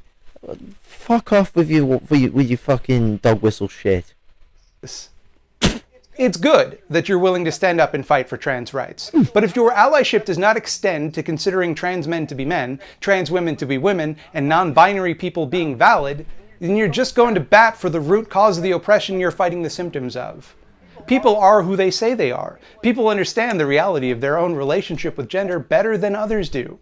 To refer to this as simply transgender ideology insinuates that trans people are indoctrinating people, that they're deliberately confusing the issue to suit some sinister... Yeah, it's supposed to be something they said. That time's non-binary. And Caleb keeps platforming anti-Semitic people. Yeah, it is a fucking thing as well that I need to fucking get on a discussion about. It'd be good to do with Dark Synovia, that would be. Maybe even get Luke on. I've never had Dublin on my channel other than me reposting stuff, so... agenda. That is in fact the claim that Jyoti Brar made that I took issue with. The claim that you made no effort to dispute or even question. The likes of Mr. Thought Slime try to portray it as if you must be a supporter of imperialism if you are to advocate against the oppression of transgender people. And furthermore, all who defend anti-imperialist and existing socialist states are somehow advocates of harming transgender people. Yeah, man, that's definitely what I think, Caleb. I love imperialism. Big fan of imperialism around here. But hypothetically, wouldn't it be embarrassing for you if in the very video you're responding to, I expressly said you had to fight imperialism in order to stand for trans rights? And I think that would look a little something like this. Capitalism is built on white supremacy, it's built on patriarchy, it's built on cis-heteronormativity, on ableism, on settler colonialism, on imperialism. It's an interlocking and mutually reinforcing system. We don't get to pick and choose. You either fight the whole thing, or you're fighting none of it. You're giving quarter to it. Fucking got him! I fucking got him, everybody! Who was the first prominent transgender activist in U.S. history? It was Leslie Feinberg. Leslie Feinberg was a leader of the Workers' World Party, and Leslie Feinberg was a tanky. She was a defender of Cuba, a defender of North Korea, a defender of the Soviet Union and China. She spoke in defense of the Islamic Republic of Iran. She spoke in defense of many governments around the world, and she viewed the transgender struggle as a struggle that was involved with tearing down U.S. imperialism. So, couple things. Boy, Caleb, once again, it'd just be so embarrassing for you if I said that exact thing in my video, the one that you were right now responding to. Leslie Feinberg was by no means the first American prominent transgender activist. The term transgender is relatively modern. She may well have been the first activist to self-identify using that term. I don't know. But there were many trans activists in the United States before her, I can't seem to get me including at around. Stonewall. Why is he able to speak at these meetings? Why is he invited to Eurasian meetings run by a fucking Nazbol who was known as the right wing of the Nazbol party, and the guy who got the left wing of the Nazbol party to join the Nazbol party? Fascists. Fascists. And he's there. And the main conversation he has there is talking about how weak the left is, how weak they all are. And then praising Trump, and then praising a load of other right wing shit, and he called homosexuality bourgeois deviancy. Caleb's a fucking absolute right winger. Absolutely deserves recognition for her work, which I would never try to take away from her. I never said, and wouldn't say, that all Marxists or all Marxist-Leninists are transphobes, because I don't believe that.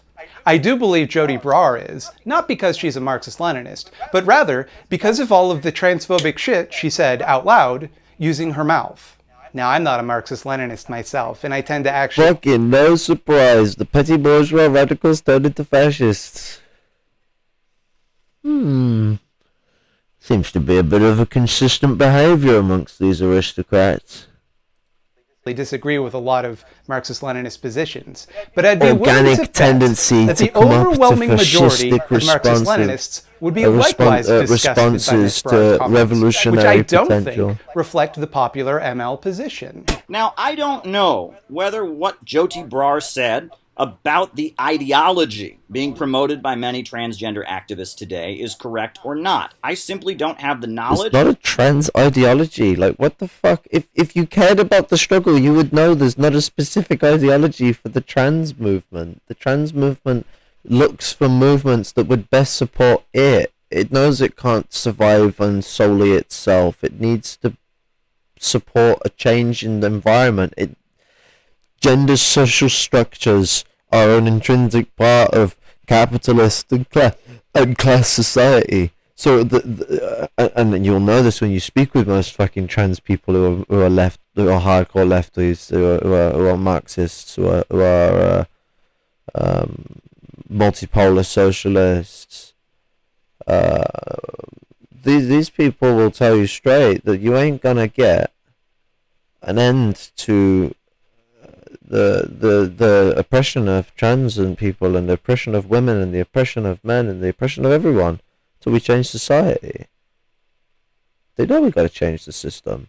And that's why you won't find a trans ideology, but you'll find trans people who support Marxism, and you'll find trans people who support fascism, because they have ideological bases, just like every other ordinary person. You're treating them like they're not a normal person, like that, because they have a different, because their gender doesn't conform to the binary idea of gender. Even though sexual, biological sex isn't even binary, it's actually quadrilateral. This is, you know, you can't turn around and be like, okay, well, because they don't conform to my understanding of gender, that therefore they have a specific ideology that is beyond your understanding. How the fuck are you ever going to support the struggle if you don't understand it? There's a difference between understanding it and knowing the core, true experience of it. Like, knowledge is come truly from experience. You could gain some knowledge from their experiences, which is learning about it and gaining an understanding. You're obviously never going to understand it like someone who's experienced it. That's the bottom of the barrel, mate. That's the bottom of the fucking skip. But, and the time is 9/11, LMAO. But you can learn from their truth, from their experience, from their genuine knowledge and understanding of what it is, and gain an understanding. So if you just say it's impossible for you to even understand, already shows how much you disregard their struggle. I've heard people. Yeah, was in the American SWP. They both say no, not the SWP. The SWP in Britain are a bunch of fucking cunts. Absolute fucking cunts. Things that are very persuasive. I just don't know enough about it. Stupid wanker party. However, even if Jyoti Brar were to be dead wrong about this issue, even if everything she said was completely wrong, that would not take away from the fact that Jyoti Brar is an amazing, heroic, anti-imperialist activist. Wait, what the fuck has she done? Heroic? Anyone here, can you list any of the heroic anti-imperialist things done by Jyoti Brar? Anyone? They own private property in India, if that helps.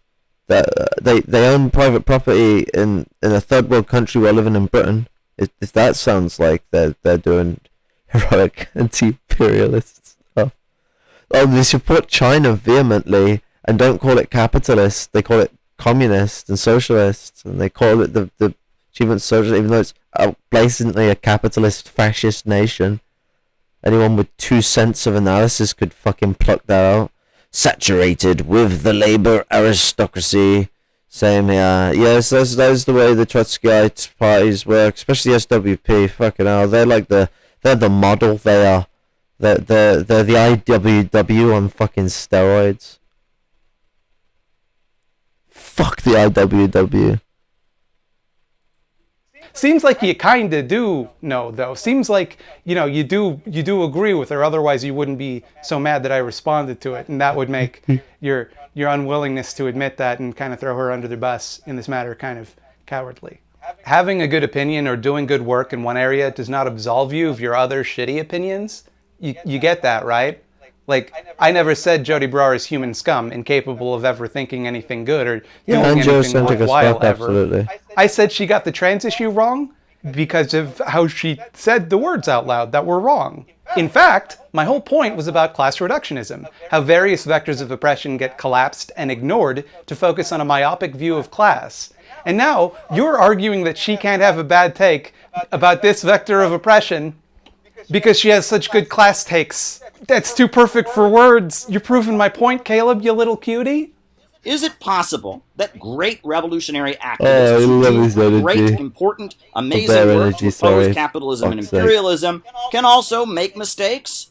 Yes, it is, but not according to Mr. Thought Slime. If you say one thing that he disagrees with, not about human rights, but rather about ideology, you're a Nazbol, that's what he referred to me as, and not only are you wrong, but you deserve to be beaten up. That's basically what he's arguing here. He would have myself, someone who has been very outspoken. Caleb cut some out. Caleb cut some out there. Did you hear the jump? Referred to me as, and not only are you wrong, but you deserve to be beaten up. That's basically what he's arguing here. Beaten up and what? Did he say and killed by Antifa and cut it out because it was stupid? And not only are you wrong, but you deserve to be beaten up. That's basically what he's arguing. See, you heard the American he was going to say and what was he going to say? He cut out. Oh, so another hot spicy take. Myself, someone who has been very outspoken in opposing all forms of oppression, you would have except the oppression that goes on in China of communist activists, or Russia, woman of color in the United Kingdom, attacked Black and White works on a social class basis. She comes from a caste system society where a knowledge of English and the color of your skin is very dictative of what class you are, whether you're white or black in India. In Indian social class structure, she would be seen as part of the white side of India. You want to see India, like, as in the oppressed people of India? Go look up the fucking people in the west and south of India who are heavily oppressed. The fucking, the black Indians and the brown Indians. These fuckers are aristocrats who managed to come and brain drain away from India literally just as the revolution was starting there. They ran away. They are upper aristocrats and not a representative of the oppressed people. What they're representative of are the people who benefit off the oppression of their own people. And Jyoti Bra, and Awful Bra, and their cabal of fucking shitheads that fucking run all the party together, they control it all. She's from the Brahmin caste. I'm not too sure, I'm not very good on the different names. But she is from the one of the white castes. I don't know which one. I know more about Awful Bra, but I can't even remember the shit about him. I remember having someone go on about his whole history to me, and I can't remember the conversation fully. But this, you know, the fucking little shitty party that claims it's more than it is. Yet any idea of actual work, you know, feed the people programs and other stuff like that, they just call it charity. Why are they collecting loads of money off people if you're not going to use it to feed the people?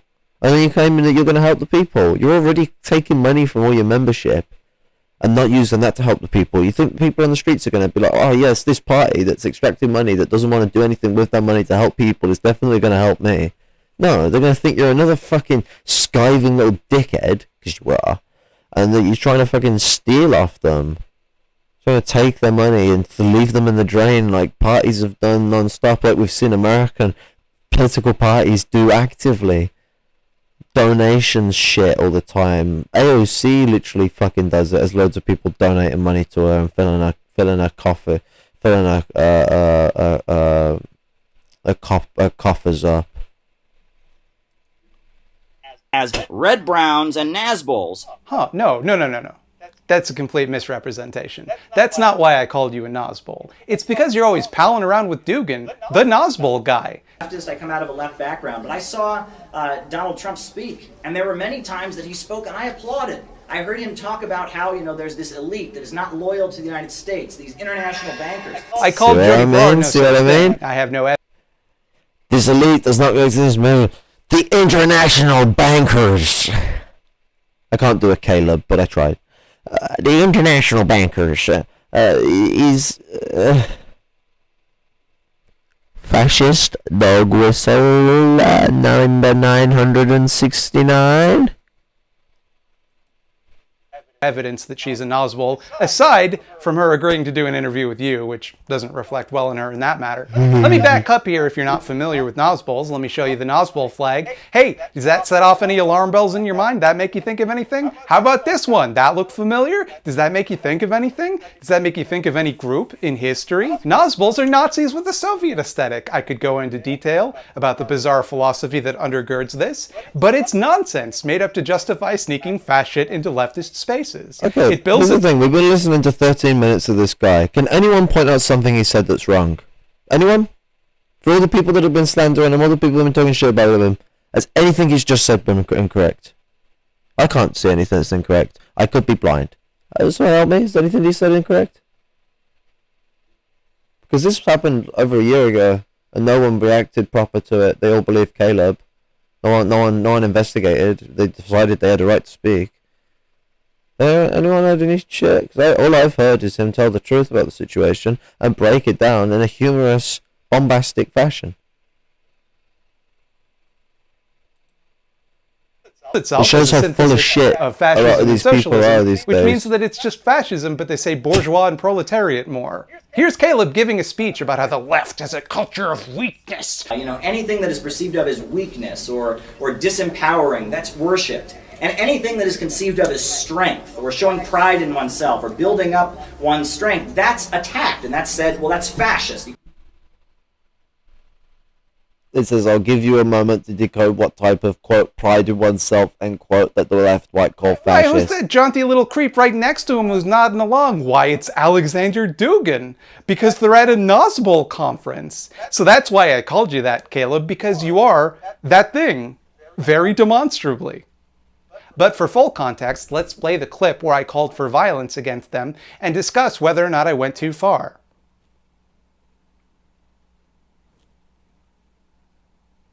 Okay, my producer is giving me word that I didn't actually say that. That's just a thing he made up and then said that I said.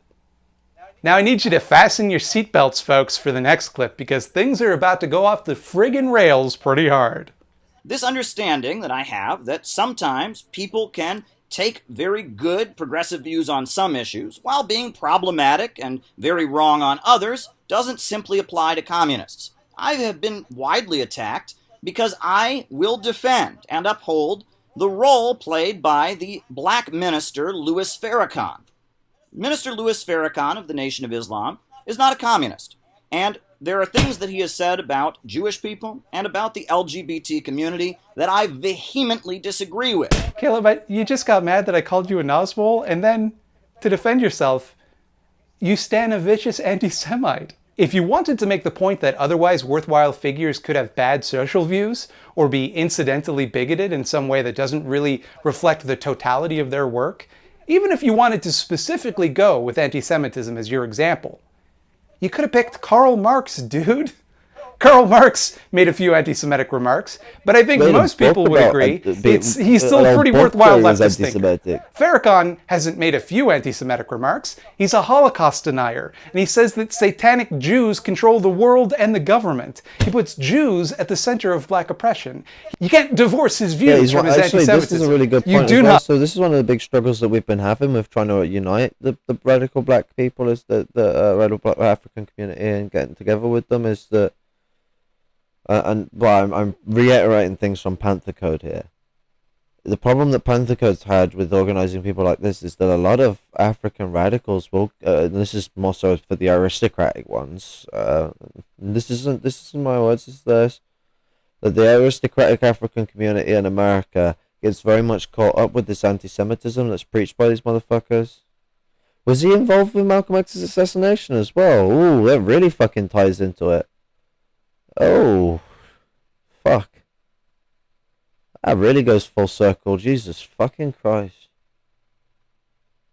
That makes absolute sense then to why fucking Caleb would like him. Malcolm X is a scary figure to people like Caleb. Caleb supports Huey P. Newton when he went mad and wanted to disarm the Panther Party. He's against the Black Liberation Army. He's a fucking scummy little fucker. Not, under any circumstances, gotta hand it to him. But of course, Caleb thinks Farrakhan is great because, unlike CIA-funded Trotskyists, he supported Gaddafi. That in 2011, when NATO bombs were falling and Libya faced a bombing and an onslaught at the hands of U.S. imperialism, the Trotskyites were cheering for that intervention. Why? Oh, Gaddafi's a dictator, Gaddafi's a Stalinist, Gaddafi's an imperialist. But here is what Minister Louis Farrakhan, not a communist, said. Why do you hate Gaddafi? Does he share the wealth of Libya with the poor? Not entirely. Now, Gaddafi is a complicated historical figure. He did a lot of good things for Libya. He got people health care. I don't know the truth of what he's about to say, so I can't validate whether he's lying or not. On the other hand, and content warning, there will be some discussion of sexual assault and hate crimes coming up. So skip to the time code here to avoid that. Malcolm X was the left line of the Noi Farrakhan, the right line of the Noi. Yeah, Farrakhan was the right line of the Nation of Islam. Malcolm X was bringing the Nation of Islam in line with African American revolutionary socialist thunk. And the Nation of Islam always had, before Farrakhan's time, back when it was under. Ali,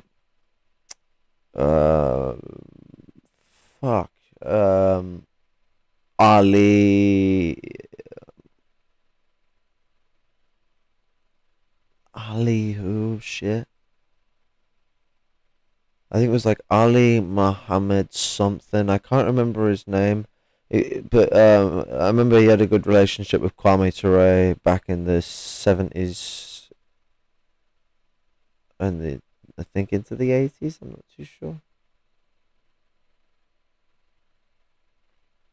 I'm not very good on my fucking history. My brain is a shitstorm. Let's put it that way.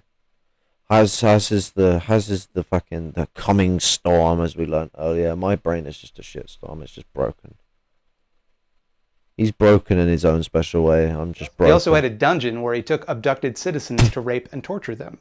There are pictures of it, since I know Caleb will attempt to pretend that's just the CIA rumor. He also had gay people publicly flogged, and he crushed dissent of any kind with public executions. First, Malcolm X and if I were to was a pick a world leader for whom support was non-negotiable as a socialist, I probably wouldn't go with the guy who was worth $200 billion US. Yeah, that's the thing. Whilst Malcolm X did manage to get himself into a prominent position in the way that he approached himself, people don't understand that he came from very humble beginnings. He may dress himself up nice, he may speak very nice, he may apply himself very nice, but my man comes from the fucking street. That's why Fred Hampton was so great. Fred Hampton came from the street. He didn't use the fancy big language. He fucking spoke like a fucking... He spoke like a fucking G. at the time of his death. We're only a third of the way through, folks. Just let that sink in, because it gets weirder from here. Just watch. This is him explaining how he seems to understand the class struggle.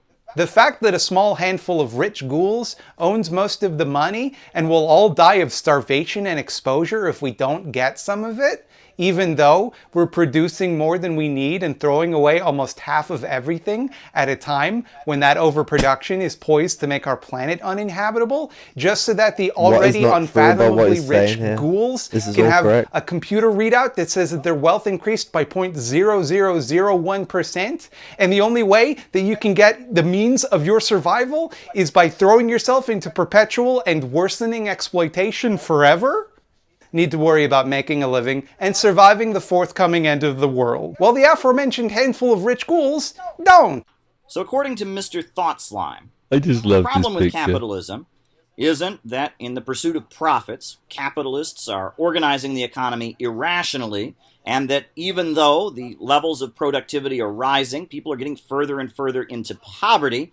The problem with capitalism is that there's just too many resources being used. There's... What? Caleb, my sweet summer child, this is such a willful misreading of what I said. Too many people in the world. We all have too much stuff. We're overproducing. That's called Malthusianism. We are overproducing. And Malthusianism No, is an Malthusian idea that Karl Marx production. thoroughly Malthusian refuted. to produce as much as Mr. you can and put Thoughtslime people should through read horrible Theories of Surplus Value horrible conditions. and read how Karl to Marx kill people completely off. refuted this ideology that there are limited resources in the world and that we're headed towards some kind of apocalypse unless we can drastically reduce the human population. Caleb, resources don't last forever. If you use up an object and it turns into matter that can't be recycled properly, it's going to become disposable waste. And if it can be recycled properly, you lose part of it when you recycle it. If you melt something down, some of it boils away. There's always waste. Everything burns down eventually. You do have to be conscientious of what we consume and what we do. And are you forgetting about global warming? Has anyone sort of noticed that Caleb seems to have either a poor understanding of global warming or a purposefully deceitful understanding of global warming? And then thinks that we'll just conquer asteroids and shit. Like, he's one of them people who thinks we're just going to build cities over everything and ignore the existence of fields and agrarian society. Or there'll be like agrarian plots that are planted between it. You know, like what the Nazis wanted to do with the neo-feudalistic plots, where they would give people peasant status and they get to own plots of land to produce small-scale agriculture so they can make large-scale industry everywhere else. Guarantee you. Fascist fuckers. And get rid of useless eaters.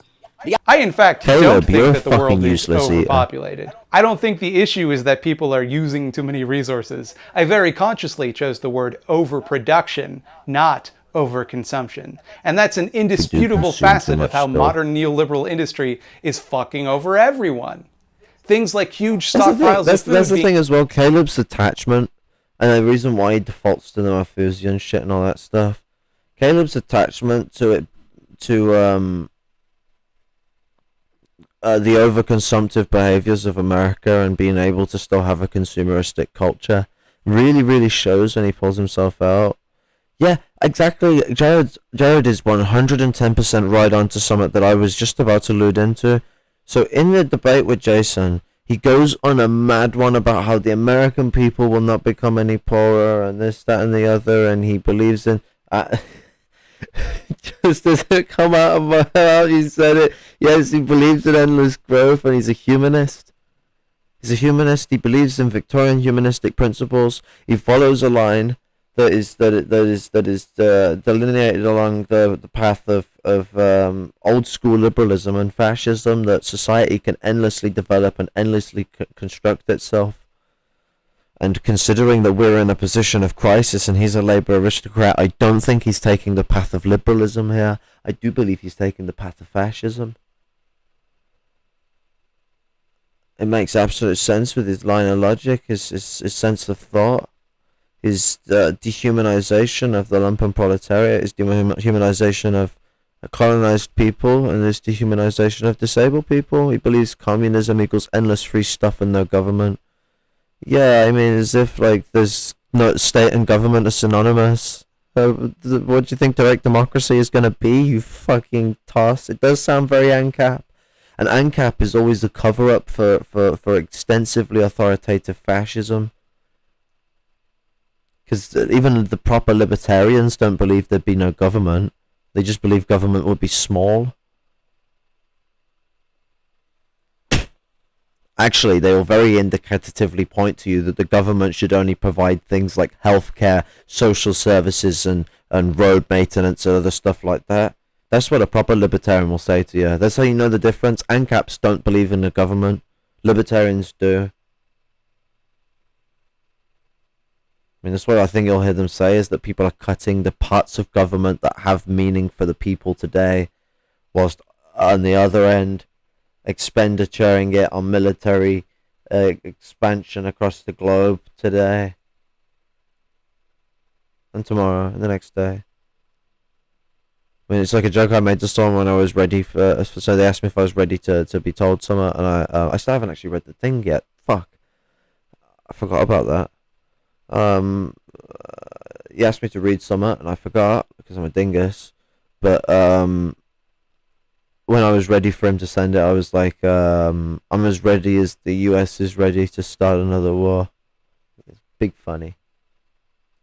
Just said I'm as thrown ready away as Caleb, rather so than feeding the hungry. shit. Fast fashion, manufactured obsolescence, single-use plastics. These are just facts of modern capitalist production, Caleb. My point was never that the world is overpopulated or that we had to get rid of useless eaters. I mentioned overproduction in a rant about how the economy is organized to suit bourgeois interests. The overproduction I'm talking about doesn't feed people. It, in fact, detracts from our ability to feed people. That's the problem. He's just putting words in my mouth here because he can't actually refute the substance of anything I've said. He has to take me out of context while also showing his audience my words in context? Just word to the wise, my dude. You're editing this. If you wanted to make up lies about me, you could just cut out the parts where I demonstrate those lies aren't true. It's simply amazing. But watching this video forces me to ask some more questions about Mr. Thought Slime, his beliefs, top and analysis. his motivations. Take a look at this part. Me and a black dude might be equally exploited working at a Burger King together. Say you're King. working at Burger King. Your coworker comes to you because they know you're a big-time lefto, big-time workers' rights kind of person, and they're like, hey, I think I might be trans, and I want to start to transition, but I'm really afraid that if I do, I'll lose my job. Burger King. Burger King. Now, I really doubt that Mr. Thought Slime has ever worked in fast food. Well, you got me there, Caleb. I've never worked fast food. But hypothetically, Caleb, wouldn't it be embarrassing for you if I had worked fast food and several other shitty minimum wage jobs, and the video right before the video you were responding to was about that, and if within the first few seconds of that video I mentioned working in fast food specifically for several years? I've had many shitty jobs throughout the years, and sometimes I like to make videos about them, and this is one of those videos. If you've been following this small series, you'll remember that I worked for a Canadian coffee chain called Tim Hortons. I also worked at a Pizza Hut in a gas station that later was no longer a Pizza Hut in a gas station. However, I did work in fast food when I was a college student. Yeah, I told you. Everyone is red-skinned. It's just different shades of that same pigment of red, depending on the type of sun we live in. You find with some of these country lot, they tend to be very red in the face. One summer, during my college years, I actually worked at a sandwich shop that was fast food in the Cleveland area near the college I went to.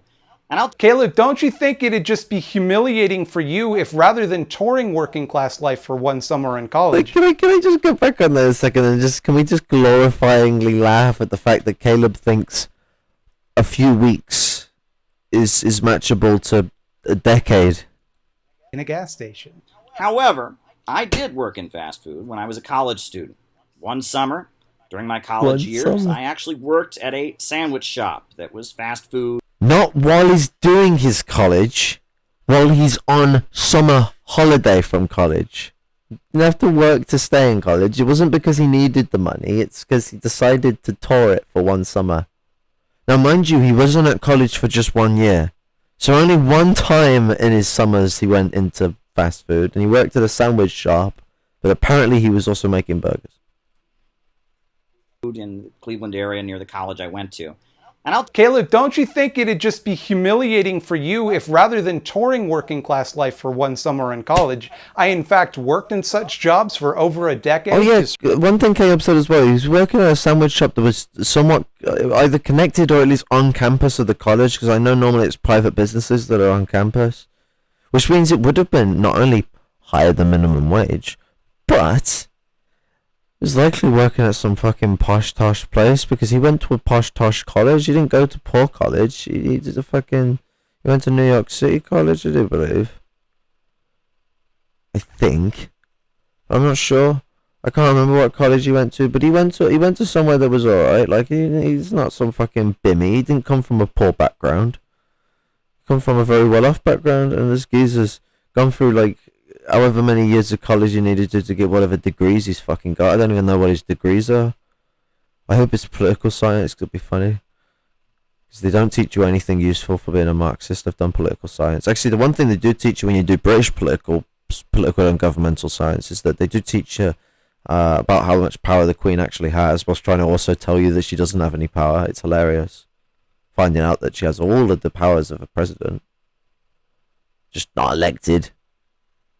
And apparently treason will keep... not treason. Vote of no confidence will keep her in place. But disagreeing with something doesn't mean she's going to get voted out of fucking by Parliament. They're going to pass something like that, and be humiliating if you put something like that through Parliament and it didn't pass.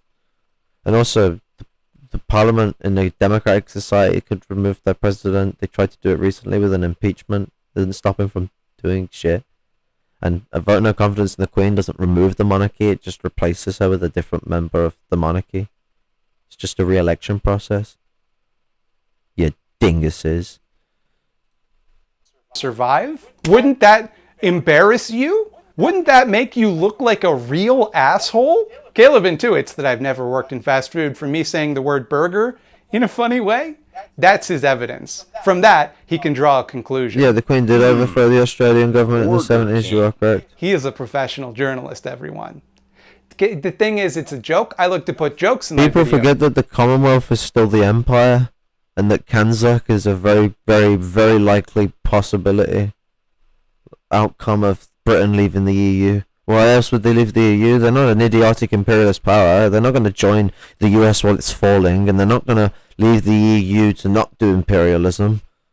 The UK hasn't just decided to be good all of a sudden. That's not how imperialism works, especially not with the fascism and the eugenics of Boris Johnson's government and what they did during the coronavirus to the elderly and the disabled. So that they're fun to watch, instead of just ranting into a webcam for half an hour, getting madder and madder at a version of my opponent I made up. Say you're working at Burger King. Your coworker comes to you because they know you're a big-time lefto, big-time workers' rights kind of person, and they're like, hey, I think I might be trans, and I want to start to transition, but I'm really afraid that if I do, I'll lose my job. And I'll tell you one thing. The last thing that I ever did when I was working, assembling hamburgers and running the fryer at a fast food place, was to talk to my He sounds like he's imagining what it's like to be in a... When I was building burgers and running a fryer. coworkers about their gender identity. No one's saying you're asking about them or talking to them about just simply about their gender identity. They're afraid that them expressing themselves for who they are would have them lose their job, and are looking for some form of support of a fellow co-worker that's supposed to be a communist. Mind you, you ginger fuck. And I don't mean offence to all gingers. I know gingers get persecuted in America, but he's a little cunt, and he deserves to be called a prick for it. We weren't sitting there and having group therapy and talking about discrimination or how we felt about our gender identities. We were being driven to work harder and harder and harder. Ah, see, you did learn to edit me out of context. You're getting there, buddy.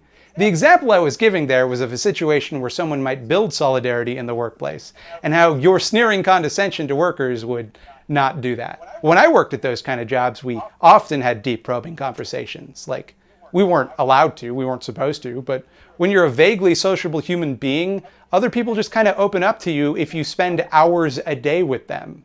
About their home lives, their love life, their sexuality, it all just kind of came up. Maybe no one discussed those things with you because you seem like a real asshole who wouldn't listen or treat them with respect if they did. Which is why, in the example I gave, that you very cleverly edited to disguise that fact, I said that the solution to the problem was to build solidarity. Behold, the viewing globe. Say you're working at Burger King. Your coworker comes to you because they know you're a big-time lefto, big-time workers' rights kind of person, and they're like, hey, I think I might be trans, and I want to start to transition, but I'm really afraid that if I do, I'll lose my job. Which of the following responses is more likely to get that person involved in the struggle against capitalism? A, I'll support you however I can. As workers, we have to stick together because our bosses will seek to divide us. I'll do whatever it takes to protect your rights. How can I help? Or B, no, you're delusional. You're oppressed in this job and that's the one thing that matters. Read Marx. According to this pseudo-leftist milieu, if you talk about working people... Who the fuck says milieu? I can't even pronounce it properly. Can anyone else pronounce it properly? Who the fuck says milieu? This pseudo-leftist milieu. What the fuck kind of posh tower of bullshit did you fall out of? This is a broadcast from the aristocrats. They've got to talk about the milieu because they can't just call someone. What is it trying to call them a millennial? Is it trying to call them a youngster? Like, what are you? I'm pretty sure Forrest like in his mid to late 20s or something, maybe in his 30s. I don't know. Like, the guy's not some milieu. He's a fucking grown man who I do believe is in a relationship and everything. He's a set lad. What the fuck does milieu mean? Let me Google it. Let me consult the fucking internet and understand what the fuck this moron's saying. Milieu. A person's social environment. He's not even using it in the correct way. What? Gregory came from the same aristocratic milieu as Sedonis. According to this pseudo-leftist environment, wait, it's a person's social environment. So according to a pseudo-leftist person's social environment, he's not using the term properly.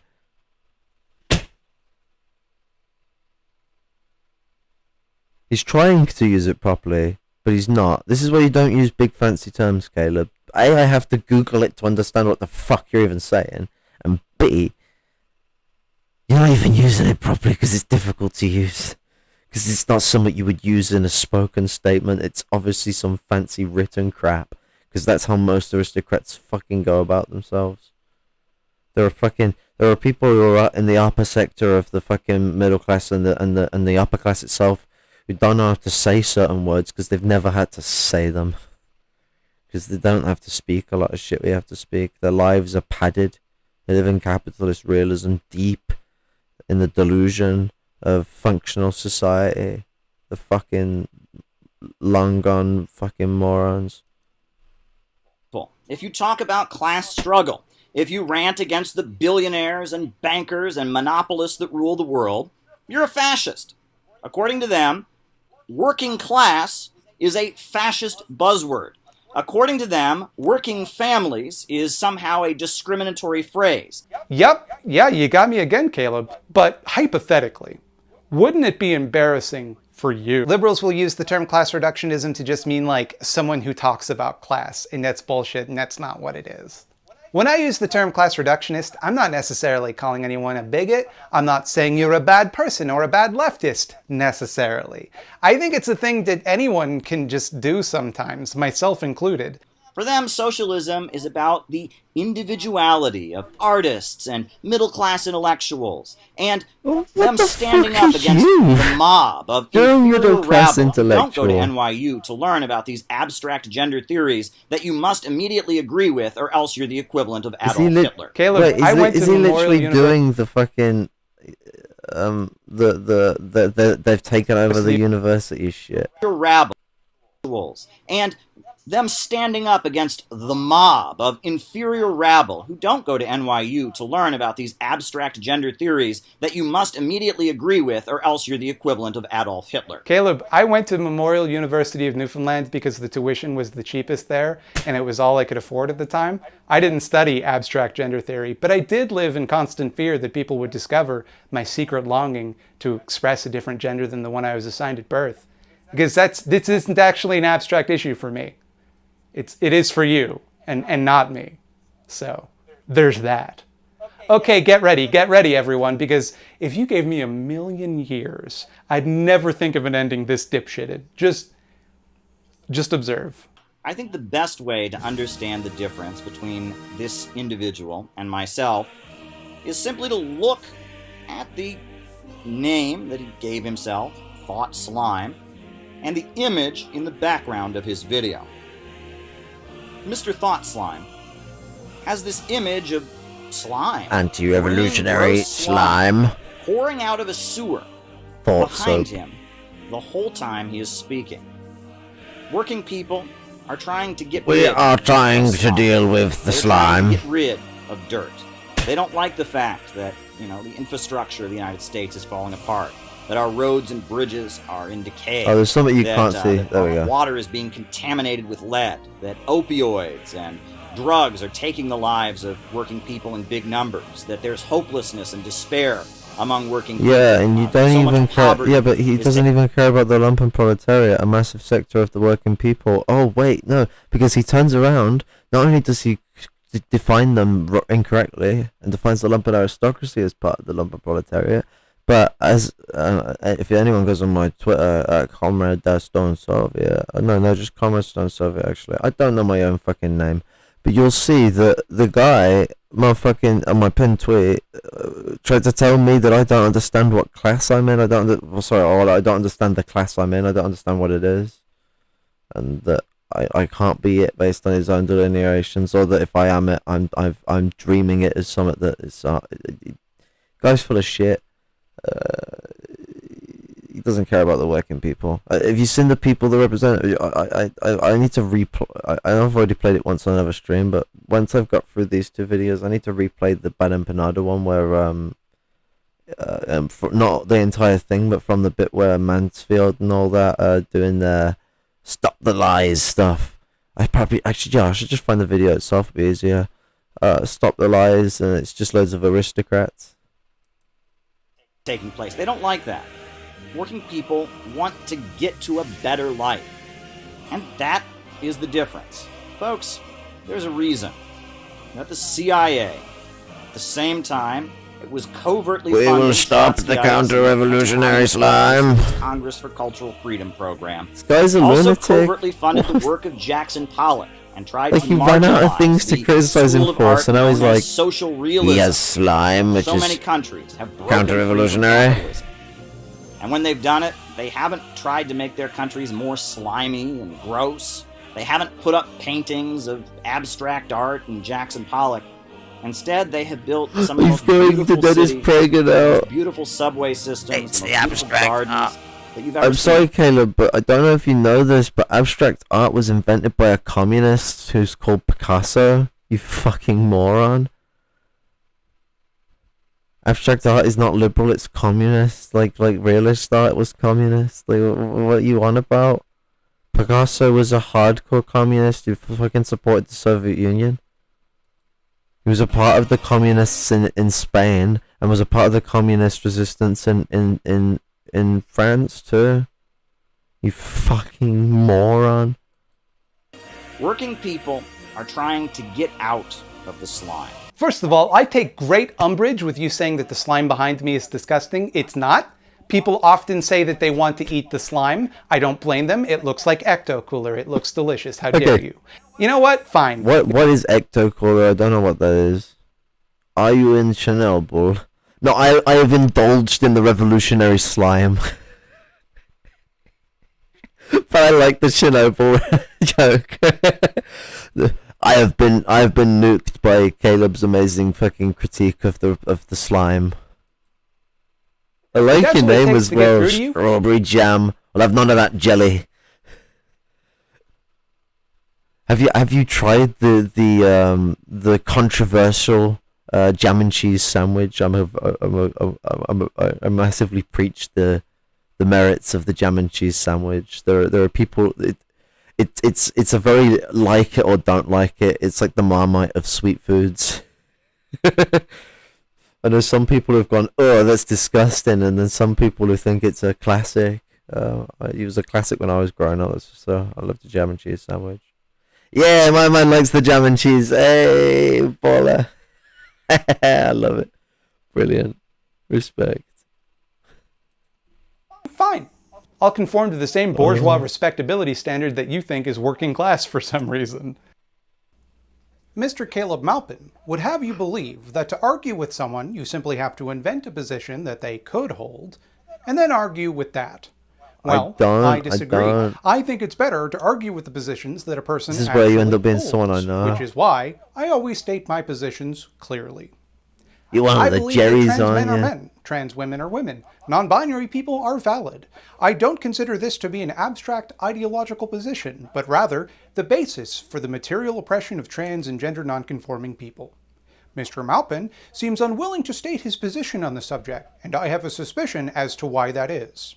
He believes that if he obscures the issue, makes it out to be some inscrutable ideological position that he couldn't possibly hope to untangle without some liberal college education, you'll let him off the hook. Surely, though, you do understand that you, Caleb, are the gender you feel that you are. Surely, you understand how insulting and hurtful it would be if everyone else decided you were a woman and treated you as such.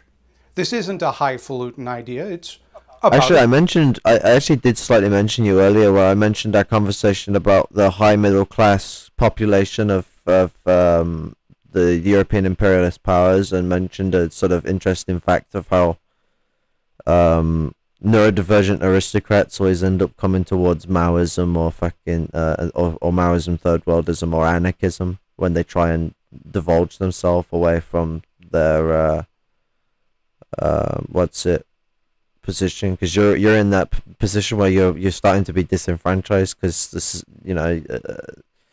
school sort of breaks you down. I didn't actually go into detail on that, but now I have. But you know what I mean? I like sort of how everything's sort of weighing you down and pushing you out because you didn't manage to get in what is preached to you as the main principle you have to get, which is degrees in education, because that's going to get you to the principled jobs, things that you can be proud of yourself for. I have to fight the urge to be all mysterious and cheeky.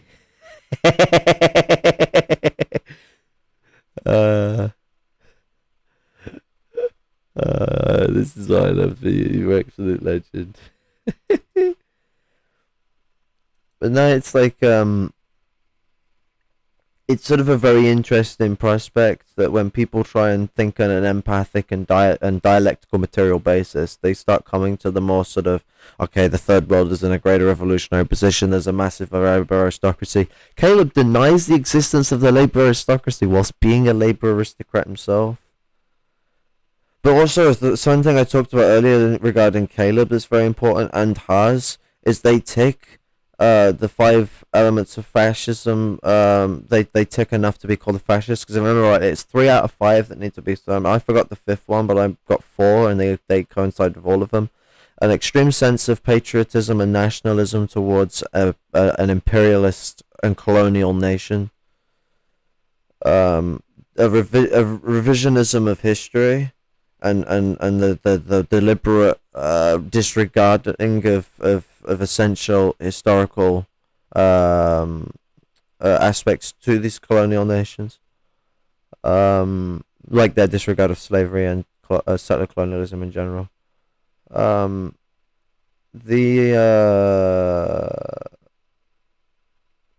was the other ones? The rampant attack of other fascists. A friend actually, Jared, pointed out. It was actually I think it was Jared, but it could have been Robert. I'm terrible with remembering people, but I'm pretty sure it's Jared. Pointed out Joseph Goebbels,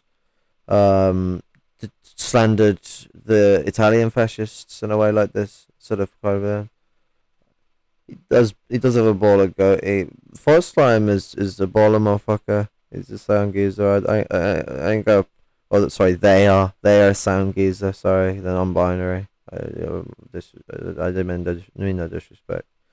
They are baller. Like as much as they may say some wrong stuff, and they are a bit aristocratic themselves to a degree. They're more like bourgeois.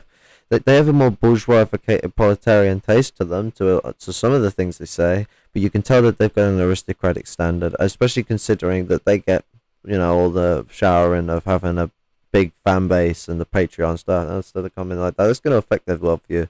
But for someone who's affected by that worldview and is aristocratic in their behavior, he does preach a lot of shit. He's an honest geezer, is the way I put it. He's wrong on a fair many things, but he's right on a fair many things, and he's honest about it. And I like the fact that he's one of the people who actually stands for the trans shit, because not enough people do that. People like Black Internationalists stand for it, but you don't see a lot of Marxists standing for trans issues, so, anarchists are on it. And he's an anarchist who preaches the use of dialectical materialism, which, in my opinion, makes him someone who shouldn't just be completely cancelled. We should try and engage and actually speak with Thought Slime, because if he's thinking in a dialectical material basis, and that's something he preaches, he's someone who can be convinced of ideas different. And I think that if we delivered the idea of the commune of anarchy, what they've been developing and what they've been coming to, because they think on a dialectical materialist basis too, we may be able to get him over to a more lumpen proletarian theory. So that's it. One of the things I want to try and attempt to do is get in contact and reach out to Thought Slime, but I don't know how easy that is to do, because of his more aristocratic status on YouTube, it's harder to communicate. And I mean no disrespect when I'm assigning him like this. Like I say, I don't mind Thought Slime, he's a cool geezer, but he has that feeling of unreachability, but I haven't tried yet, so I don't know. But you know what I mean, like how these bigger commentators always feel like they're either A, swarmed, so your message is not going to be seen, or B, they're in a position where I'm not going to matter too much, but I don't know, that's me presuming, just based off the way most people behave. I don't know he's going to behave like that, and I mean no disrespect in presuming such a matter of fact. It's just experience drives the way in which we look at these people. Looks like a fucking onion ring wrapped around his face. It adds a grisly effect.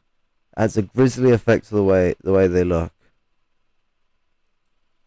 As simple as it gets. But even if I were to accept his excuse, that he's simply uneducated on the subject, and thus does not want to comment, why then did he platform Miss Brar's comments on the subject in the first place, knowing that many, as he said, would consider them to be hate speech? You also talked about, being accused of hate speech, and I've noticed increasingly there is a lot less tolerance for different views in left circles. I mean, just everything you've said here would be grounds to get you banned from various left-wing conventions. I wonder why the transphobic comments would get you banned from leftist Why would he not look into why that conventions. is?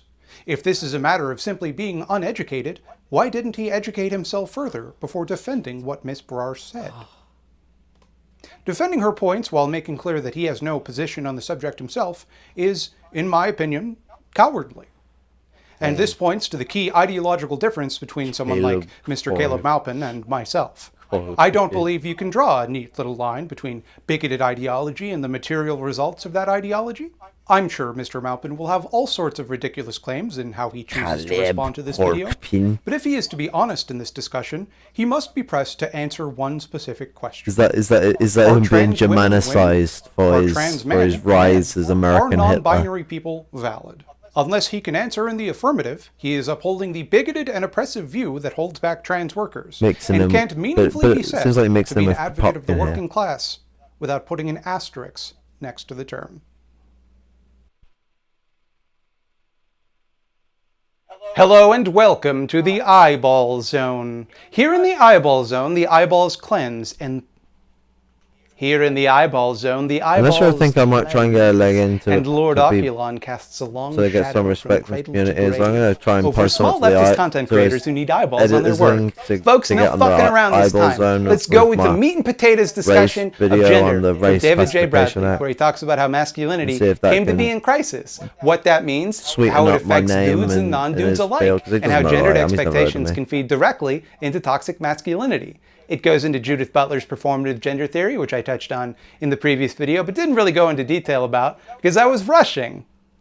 Do you have a small leftist project you'd like to see featured here in the Eyeball Zone? Send me no more than one email to thoughtslimeeditor@gmail.com with pertinent information like your pronouns, and perhaps you will be trapped here in the Eyeball Zone. Dun, dun, dun. Well, thanks for watching another... Alright. This is very annoying. You've gone from watching drum solos on your phone to playing along with them in your living room. Download and rock out even when the Wi-Fi... Hello. Even when the Wi-Fi is down. I'd like to talk about the toxic Bryce, did you get Nickelodeon's even monsters. when the Wi-Fi is down? Has his peak toxic masculinity? Absolutely. Feminist icon. Now, Germanicized would Well, let me be get you started. Karl Muller. Okay. Just Karl Muller. Wow, He bad doesn't timing. deserve a fancy I name. appear to be getting a phone call. This is most unusual, but I guess I'll answer it live on video. Isn't Muller Switzerland? Like, because isn't the Muller Switzerlandic a yogurt company? Or is it German and I've just been lied to all this time? Switzerland is just Germans' little factory for when they get banned from making weapons and they need to still commit a genocide. By the way, I still have that cassette deck on my shelf. Aye. What's it? One thing I may need to do, because I've had that 3 head deck working and I've messed around with it and I can record onto it and they are somewhat audible. And I also recorded on a duplicate cassette that I had of an album cassette to see if recording on an album was a easily possible thing to do without it sounding absolutely shit. It doesn't sound absolutely shit, even though my record heads aren't recording properly. They're very low sounding and muffled. I think I need to, because I've tightened the pots, which helped a bit, but I think I need to replace the head, the whole head as well, not just the play head. The record head is a bit fucked too, so replace the whole thing on the head side of it. And I also think I need to fix the motor or find a way to adjust the motor, because it seems to be slow by just enough that it's down tuning the music, but the music is still sounding audibly correct, and it's really fucking obnoxious. But also it makes recordings sound slightly fast when you play them on a different device. It's ever so slightly, and ever so slightly messes with the music in a way that's slightly annoying. I mean, it literally just means Miller. Yeah, well, when you put it in the English way, it sounds even more plain, but I just remember Mueller as the funky yogurt pot company where you get the chocolate balls in the one pot and the big ass white yogurt in the other pot, and you mix it together. It's all about the banana one with the chocolate one. Banana yogurt's fucking top, and it's a rare thing to see. More banana yogurt. And fuck you, Caleb. Go for slime. What are you doing? What do you mean, Lance? From http://wearesurfs.com. We were trying to have our weekly sinister meeting of the Council of Breadtube to pay homage to the mighty neoliberal, praise imperialism, but we were one vote short. Where were you, Matt from youtube.com/thoughtslime? Oh, dang it, that was today? I was Gotta leading pray a to the workshop on breadfruit how to bug. use identity politics to divide the left. I guess I'm not used to having this much on my plate because I've obviously never had to work for a living. I was born rich and I never had to lift a finger. Oh, no doubt, no doubt. But I mean... You still love imperialism, don't you? Lance, I like it. I love it. I can't get enough of it. Do you pledge allegiance to the mighty Neoliberazor, the synthetic gothic Mighty hybrid super beast that Neoliberazor. sustains our synthetic left agenda? Yeah, I swore the same oath you did. Oh dear God. Lance, what's happening? Are you okay? You sound like you've seen a ghost, perhaps some sort of specter haunting Europe. Worse. He's seen us. All of BreadTube should, go away and shut the hell up after I read this sentence. It's not fair. It's not fair. There was time now. Calm yourself. We need to surrender. He's caught. Discovered all the caught the details plan. of our nefarious scheme. Believe in yourself, Banana yogurt not should the be working class, the as I've true always revolutionary encouraged you meal. to do. The only thing getting gulag is Calm. banana We swore yogurt an oath to uphold the liberal hegemonic and order. strawberry We knew there'd be milkshake, blood when we got into this, and by God, we're up to our knees in it now. jam and cheese sandwiches. So, you want to prepare meals that your whole family will enjoy? Like to be inspired Would- in the kitchen? we got to And be make this posh fit with about your this. busy schedule? Would you like to enjoy a good meal? I love to explore and try out new tastes. Fucking hell. And I found a solution that fits my busy schedule. And look at that. I'm actually Ready interested in the no food. time. Do Less apologise. than 30 minutes to make, and I can't wait to dig in. I'm retired. So I'm not gonna get it from I find HelloFresh. myself I can make this food more myself if I months just to bought it cook, from the shop. which is These marvelous. games are like, oh, I need something to Finally, throw me I'm in a able to portion classify together and meals ready and in a box. It's been experiment delivered in the long. kitchen. This All fresh, definitely. pistachio-crusted lamb rump. I love to prepare nutritious meals for my family. I love to prepare My kids nutritious are all meals about for my family, vegetarian but I dishes. don't want to go near I the was poor people at the convinced about how supermarket. much I'm clicking on the variation full there'd be in screen thing these I got meals. for the stream to skip it. I don't know how to do streaming. It did look undercooked, because it's probably one of those Play-Doh food things. But this shit always ends up being like, it's genuinely just a load of bougie people that are like, I don't want to have to go near those poor people in those supermarkets who go for HelloFresh. They send the portions ready-made, so you just whap it in the oven. They don't even have to fucking cook properly anymore.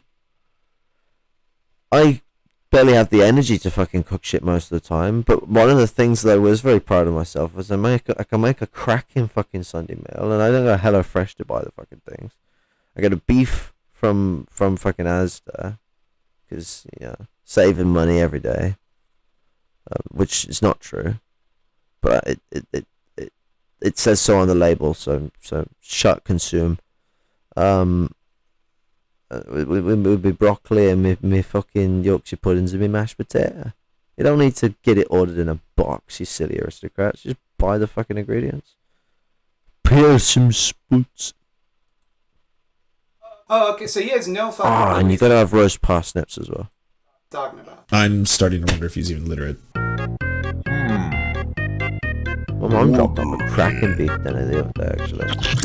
For the uninitiated, let me back up and explain who this doofus is. Caleb Maupin is a Doofus. crypto-fascist, posing as a leftist because it allows He him is a to condescend to crypto-fascist. people more often.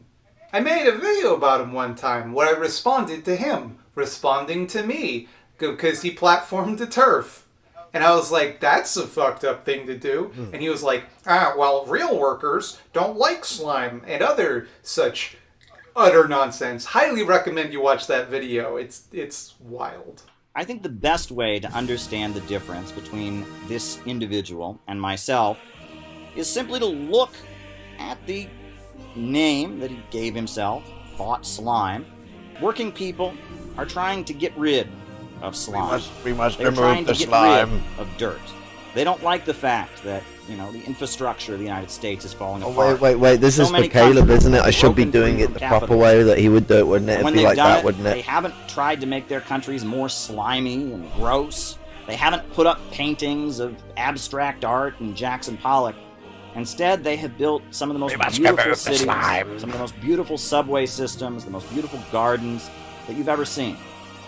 He is perhaps most memorable No, to my audience. let's get into for some having as well that's with Caleb. People who used to over-focus on infrastructure rather than focusing on the fact that if we make a society of the working class, we can fix everything, and rather than trying to get the bourgeoisie to do it.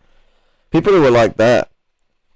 And I always forget the socialist name, but by a famous socialist we call what we see as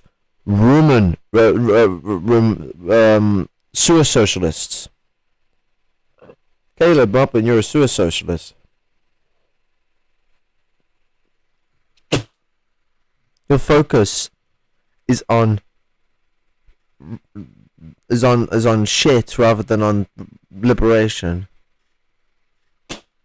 That's what he goes on with his slime. He's like the counter-revolutionary slime. He is invoking upon the destruction of infrastructure when he's not. He's literally thought slime is regarding like the thoughts. It's a jest around having shitty ideas, you fucking tosser. Said this. Burger King. Burger King. Burger King. Now, previously, I might not have been so willing to write Caleb off as dishonest. I might have thought, I just got the ad on the blog ads for all ads on my server. I have it on my Chrome, but it doesn't translate to I no longer think that. OBS. I'll give you an example of why. In his video about me, where you might remember, he said some pretty wild shit about me. He claimed I was a genocidal Malthusian because I brought up the concept of overproduction in capitalism. This is him explaining how he seems to understand the class struggle. The fact that a small handful of rich ghouls wasn't even explaining how he understands the class struggle, you moron. It was explaining the situation of class struggle, not the entire understanding of how class struggle works, you and throwing moron. away almost half of everything at a time when that overproduction is poised to make our planet uninhabitable, just so that the already unfathomably rich ghouls can have a computer readout that says that their wealth increased by 0.0001%, and the only way that you can get the means of your survival is by throwing yourself into perpetual and worsening exploitation forever? Need to worry about making a living and surviving the forthcoming end of the world, while the aforementioned handful of rich ghouls don't. So according to Mr. Thought Slime, the problem with capitalism isn't that in the pursuit of profits, capitalists are organizing the economy irrationally, and that even though the levels of productivity are rising, people are getting further and further into poverty. The problem with capitalism is that there's just too many resources being used. Many people in the world, we all have too much stuff. Well, if you're overproducing, you are using too much resources. That's called Malthusianism. And Malthusianism is an idea that okay, do you know what? The fact that he's repeated this part reminds me of something. Any of you read on surplus labour? Just as a sort of quick question, because like in On Surplus Labour, Marx talks about the fact that capitalism is overproductive. His criticism is that society problems isn't caused by the fact that there are too many people, which is what Malthus said. Malthus, or however the fuck his name's pronounced. I think it's Malthus. Malthusianism. Malthusianism. Malthus. That's it. That's his name. Malthus fucking turned around and said that it's population. That's the problem. Not production. He had no problem with production. He said that too many people. And preached a line of extreme capitalism that was brutal, that would destroy the people and demolish people off. Leopold's Congo was based off of Malthusianistic principles and the way he operated it. Marx criticized this and said, no, the contradictions that are being caused in society are caused by overproduction. Marx talks about overproduction. No, we must keep producing and go to the stars and mine the asteroids. This pseudo-fascist, pseudo-socialist, crypto-fascistic, red-brown fucking two-state society where it's half communist, half capitalist, which is actually not possible. It's completely oxymoronic. Market-based society would crumple under the mining in asteroids. Gold would go out of standard, then the next thing would go out of standard, the next thing would go out of standard. It wouldn't be able to last. And here's another thing. We must kill people to achieve socialism. What's it? Adi, the fucking earlier on in the stream when I was talking about Haz said, quote, "We must pave the roads with the skull of our enemies," end quote. That is as fascist as it could get. Oh yeah, that was the thing I missed on the fascist listing thing. So the fourth one was quotes like that. It's the strong will defeat the weak, and paving out scolding areas and stuff like that. People seem to forget Engels makes a very distinct point, and many other Marxists have made this point, including Lenin, Stalin, Mao, and other people. Revolution is not sexy. Revolution is not sexy. Revolution is something that no one really wants to do. It's something that comes at a point of necessity when society sees that it's the only way to go forward. So, these people that are preaching war, not in the sense of war of liberation, war of destruction, of murder, of genocide, they're just as bad as the empires. They're preaching imperialism. They're preaching colonialism. They're not the people. They don't want freedom. You think the people want to stand behind people that are preaching death and murder and fucking violence? No, you fucking morons. It goes to show absolutely that anyone who believes these people are left are just as right-wing as the people they're defending. Because this is ridiculous. We're supposed to preach freedom. We're supposed to preach for justice. We're supposed to preach for the most oppressed and marginalized of peoples. Have you seen the way that a lot of these fucking people will turn around and say shit where they're like, they would say,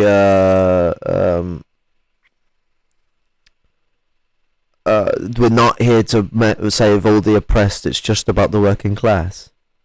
Those people are fucking absolutely not Marxists. Marxism is about the oppressed. And if they don't think it's about the oppressed, well, fucking hell. If they want to be Marxists, don't call me a Marxist. And I am a Marxist, Leninist, Maoist, worldist. I'm not disowning that. I'm just quoting Marx. That's exactly the point I agree with. They want to be, well, if they're Marxists, I ain't that. I ain't what they are. And they ain't Marxists. They're dehumanizers of the people. They follow eugenics. They follow humanism.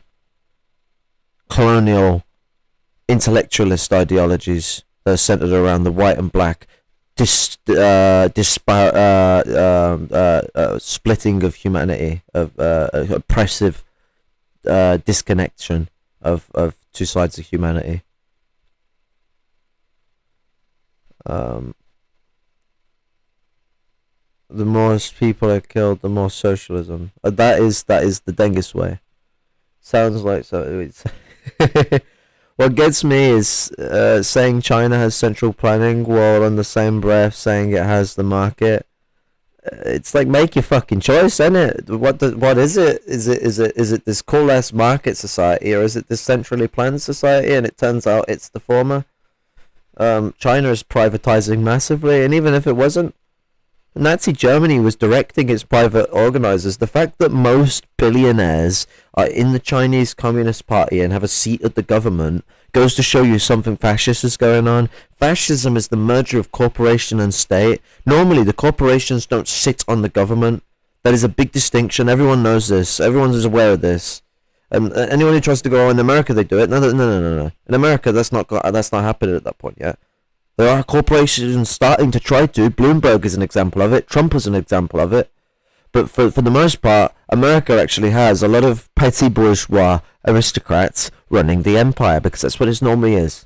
In China, there are petty bourgeois aristocrats and capitalists directly sitting in the government running their empire. Xi Jinping is a billionaire landlord, specifically a landlord. And this is a communist country. Fuck off, is it communist? Mao hung landlords. That was communism. And Xi Jinping, if he was in a communist country, he'd be hanging from a fucking tree for his fucking dehumanization of the people and his progressionism of Han colonialism. China is a fascist nation. It's a Nazi nation. It should be seen as nothing other than. And I ain't afraid to say it like most of these other fuckers on here who are afraid because they'll get over criticised by some Dengish shitheads who will fake shit up to make fucking straw man and gaslighted arguments. I don't give a shit. Fuck off. They're fascists. Deal with it. Can't handle that fucking criticism. Cry a fucking river somewhere else. Criticize. There's a core principle of being a Marxist. You can't handle criticize. Maybe you should go into a group that doesn't like to criticize each other. Go join someone else, because I ain't got no time for people who can't handle the fact that criticizing a nation like this comes to positions that they don't fucking like. If you don't like it, prove me wrong. Don't bitch about me and slander my fucking position and like make up bullshit. Prove me fucking wrong, because I'd love them to be socialist. I'm a fucking communist, why wouldn't I? Do you think I want them to be in a shitty position? I'm a fucking Maoist. Lin Biao's works come from the actions of Mao's early days. The devastation of Chinese communism is a heartbreak to me. Fuck you. You disrespectful little cunt. Or cunts. There's multiple of you. Thoroughly refuted. Fucking Hydra. Mr. Thought Slime should read Theories of Surplus Value and read how Karl Marx completely refuted this ideology that there are limited resources in the world and that we're headed towards some kind of apocalypse. No, Marx said that there are limited resources in the world and that capitalism could fucking ruin that. But there are ways that we could build a semblance of what's the word? What was the word? Shit. It's when you have like all the resources in society where there's an abundance. Post-scarcity. Post-scarcity was more than possible because we had the capacity to make renewable resources, and we use so much more resources than we have possible. It's not simply the scarcity of resources is bollocks, because no one who's a materialist believes that there's unlimited resources on the earth, you moron.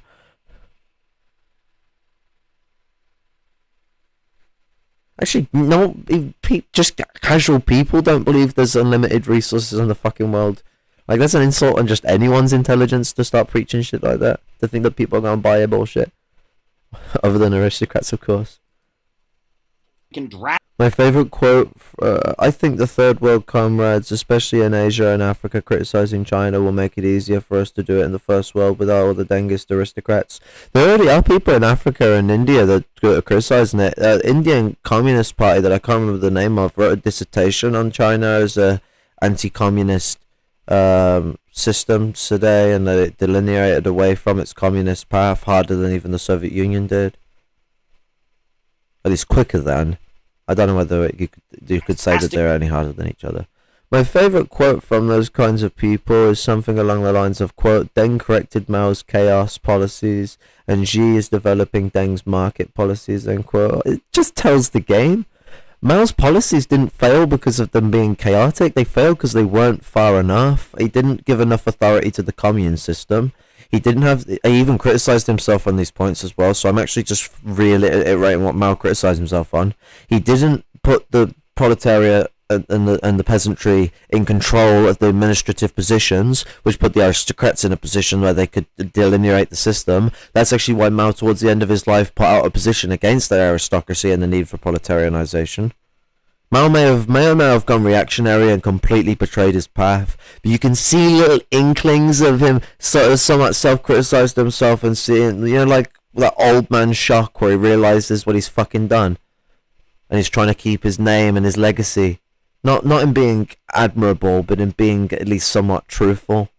Well, he criticized himself on many of these issues. Some of these issues even before he went down his dark path. In the late 60s, he made criticisms of this too. But Mao criticized the fact that labour aristocracy had a very core position in society, and we can see that the labour aristocracy is where we see the rise of capitalism again within the society, because the labour aristocracy united with the national bourgeoisie. It was very wrong of them to represent the labour aristocracy and the bourgeoisie on their flag. That was a really big problem. And there was the Philippine Maoists are quite fond of the Chinese for financing Duterte, I heard. Yes, they have a very, very, very fond hatred of the Chinese for their funding of the Nazis that people slander them for and Dengis go mental at them.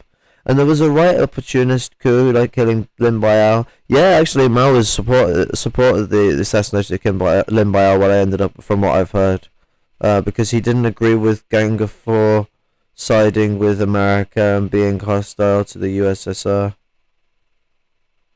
Well, I think it was him and the Gang of Four that disagreed with that, but I get what you're getting at, lad. I'm not sure, though. I may be wrong, so don't take my correction as good. You may be right and I may be wrong. I'm not the biggest Nihon know-how on intricacies because I forget a lot of it because of my cognitive condition. But I will say that the way that I go about the Sino-Soviet split is that there's sort of there's bad shit on both sides, so I sort of look at it from an angle of China did shit that was wrong, accusing death camps and shit like that was fucking wrong and lies. But the USSR was certainly going down a path where maybe Mao's criticism of them being fascist is something to be considered, but Mao's criticism of them being social imperialist is something that is non-negotiable. That is absolutely true. I'll fight anyone to the fucking death on it. You wanna fight? You wanna, Sam? Yeah. Drastically reduce the human population and get rid of useless eaters. Well, it seems Caleb, like a you're weird useless thing to draw eater. from what I said. Is it possible Caleb isn't familiar with the concept of overproduction? Let's take a look at this clip from his video, Destroying bread tube with socialism, utopian and scientific. You've gone from watching drum solos on your phone to playing along with them in your living room. Download and rock out even when the Wi-Fi's lagging. Even when the Wi-Fi's out, man. Oh, hello. Just a second. For your appointment. Your honey appointment. Hello. I'm here to help you add honey to your breakfast. Oh, honey! I remember hearing about honey. That thing that fucking when you want to try and cancel it, it's a summit that's a meditation thing or something, and it's normally occupied by people with anxiety. Well, the way I don't know whether they've changed it, but the way you had to cancel it from what I got told by Footsign nonetheless, is that you'd have to contact a salesperson whose job it is, mind you, to convince you to stay, to say, I don't want the service anymore. Mind you, some of the problems that occur when people suffer with anxiety is fight or flight response issues when it comes to, sort of turning someone down, and they would end up having that opinion of the situation, and trying to put themselves up to that is going to be difficult. And if the salesperson interjects and counters them and tells them that they should stay on it, or tries to offer them something to stay on it, they'll just stay on it and be caught into it even though they want to leave. Yeah, think about this shit. Do you shop online? You drive the workers' wages down. You replace the worker with machines. Oh, Caleb, why are you in a t-shirt? We watch you to see you suited and booted, man. You're always in your suits. You tell everyone they need to wear their suits. It's proletarian to dress like someone who's not a proletarian. Products Just dress are too gonna keep working being class. produced, but the worker is not going to have enough money to buy it. Overproduction, the built-in problem of capitalism, something that 99% of BreadTube has never heard of. So Caleb, you do understand overproduction. That's great. I love the way that, literally, from 1 second to another second, Caleb goes from turn around and turn it overproduction to BreadTube doesn't understand the biggest problem of capitalism, overproduction. So what is it, Caleb? Is overproduction a myth, or is overproduction not a myth? You've just contradicted yourself. Yeah, I think by 1970s, by the mid-60s to the early 70s, yeah. Although that don't mean side with the USSR. Absolutely, it doesn't mean side with the USSR. But loads of people will turn around and tell you that's what that means. A little weird, my dude, how when I brought up overproduction, you called me a Malthusian and implied that I was in favor of genocide in the third world. Some might say that's a fucked up thing to say about someone. Like, if you were going to call someone, a genocide apologist or genocidal in some way, you'd have to have evidence that they supported or made apologetic arguments for a genocide. Like, you'd have to have them on video, right? Walking down the street and just casually mentioning that, they don't really believe information about a genocide. Like, for example, hypothetically, what you'd need to make a claim like that is really strong evidence, or like just someone outright saying, you know, unprompted, that they didn't believe a genocide that is very demonstrably happening is happening.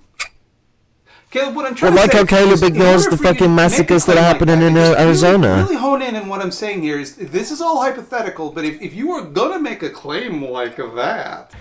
There are a lot of forces that are talking about what's going on with the Uyghurs in China. The Uyghurs? And a lot of what they're saying... So Caleb tried to say that the reason why Vosh doesn't know anything isn't by criticizing Vosh's shit on Joe Biden and other stuff like that and his actual stupid ideas. It was because he said internationale instead of international.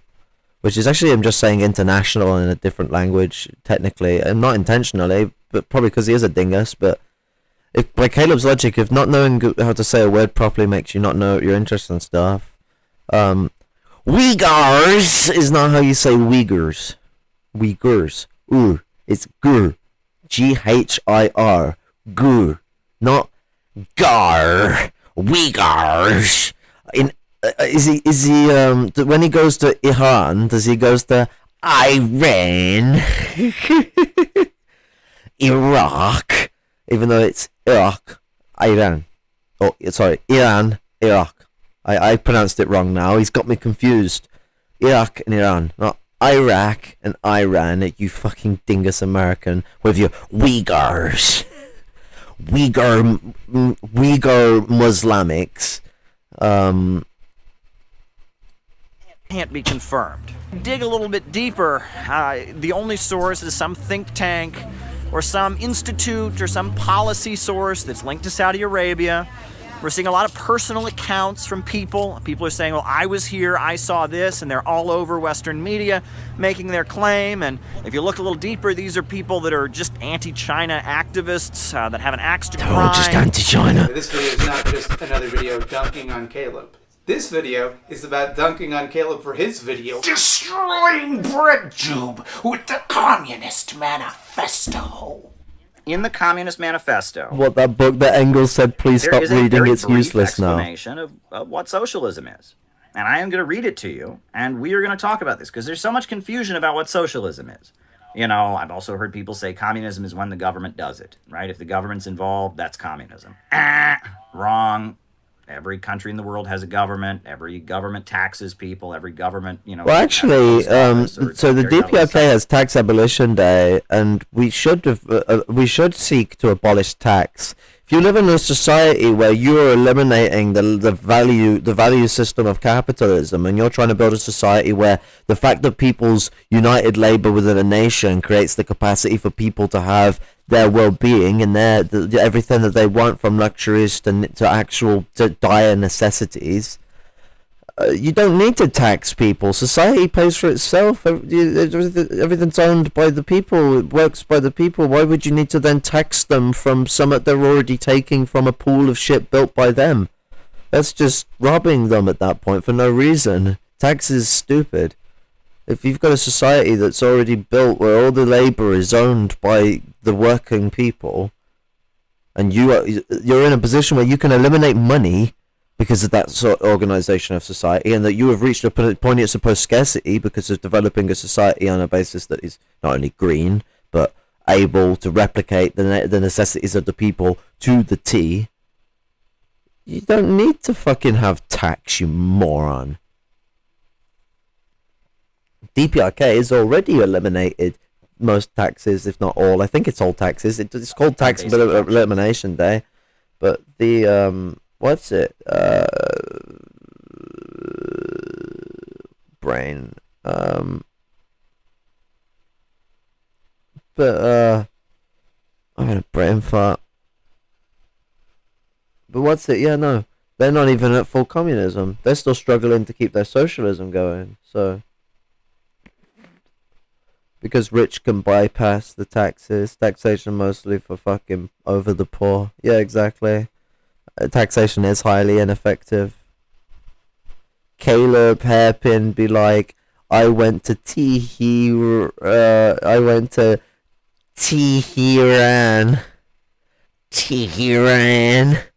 in Iran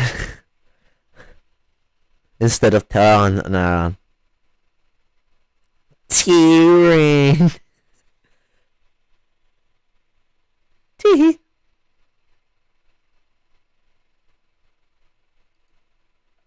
One of the most annoying tendencies for scholars and lefties alike is to engage in retroactively assigning political affiliations to historical figures to fit their own narrative. How many times have you heard somebody try to say that Jesus was the first socialist, or that Gandhi was essentially the combined philosophies There was of the Buddha definitely and people Lenin, who were or that socialistic before Napoleon was the Jesus. first Fuck Bernie off. bro? No one's ever said that. Tribal socialism goes People back have to said it. before Anyway, class. socialism is a theory that hadn't been discovered at the time of the historical occurrence of Jesus of Nazareth. But it feels good to anoint someone, pun intended, with such a claim because it helps associate someone you see favorably with your own personal philosophy. The same could be said about Karl Hussein Marx, the big kahuna, the chief enter-gauge officer of Marxism. Take it from me, one of the 5 or 6 people who's actually read Capital, that guy's views were complicated.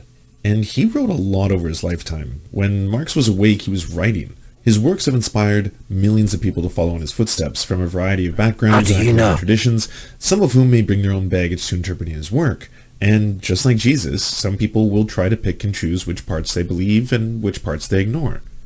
Or in Caleb's case, which parts they willfully misinterpret and which parts they never understood enough to willfully misinterpret. Take, for example, this point. This is just like 2 sentences from the Communist Manifesto, and this blows away BreadTube. All of BreadTube should them. Go away and shut the hell up after I read your sentence. All right. Big man Caleb. As we have seen, the first step in the gonna revolution destroy by the working Caleb. class is to raise gonna the destroy proletariat to the BreadTube. position of the Watch. ruling class to win the battle for democracy. Then the next sentence, the important part. The proletariat will use its political supremacy to wrest by degree all capital from the bourgeoisie and centralize all instruments of production in the hands of the state. Here Marx is arguing that this is the first step in a communist revolution, to centralize all power in the hands of the state, which is, careful to note, means the proletariat as the ruling class. Not the end goal, not the essence of communism The itself, start. like you seem to be implying here. Flavor needs sugar is just a big lie to make you a sugar junkie. To switch the air up to cut the BS. It's just pure water and scent-based taste. You clown. You absolute simpleton. Mm-hmm. Have you even read the Communist Manifesto? No, obviously not, Lance. As an anarchist, I can't read Marx or Lenin or any theory whatsoever lest my worldview crumble before mine eyes. Here's the thing. Marx and Engels didn't even stand by that passage. Later editions of the manifesto have a preface that he wrote after the fall of the Paris Commune, which he saw as history's first instance of the dictatorship of the proletariat. In light of that new data, Marx said of the passage Caleb is quoting, "The practical application of the principles will depend, as the manifesto itself states, elsewhere and at all times on historical conditions from the time being existing. Thank and for that you! reason, no special Historical stress is made on the conditions. revolutionary measures proposed at the end." So when you see these people revising and ignoring the fact that they come from a fucking settler colonial slave state, they are an absolute example of how these people ignore historical conditions. If you ever see anyone posting dodgy links, report them. Fucking internet's a dodgy place.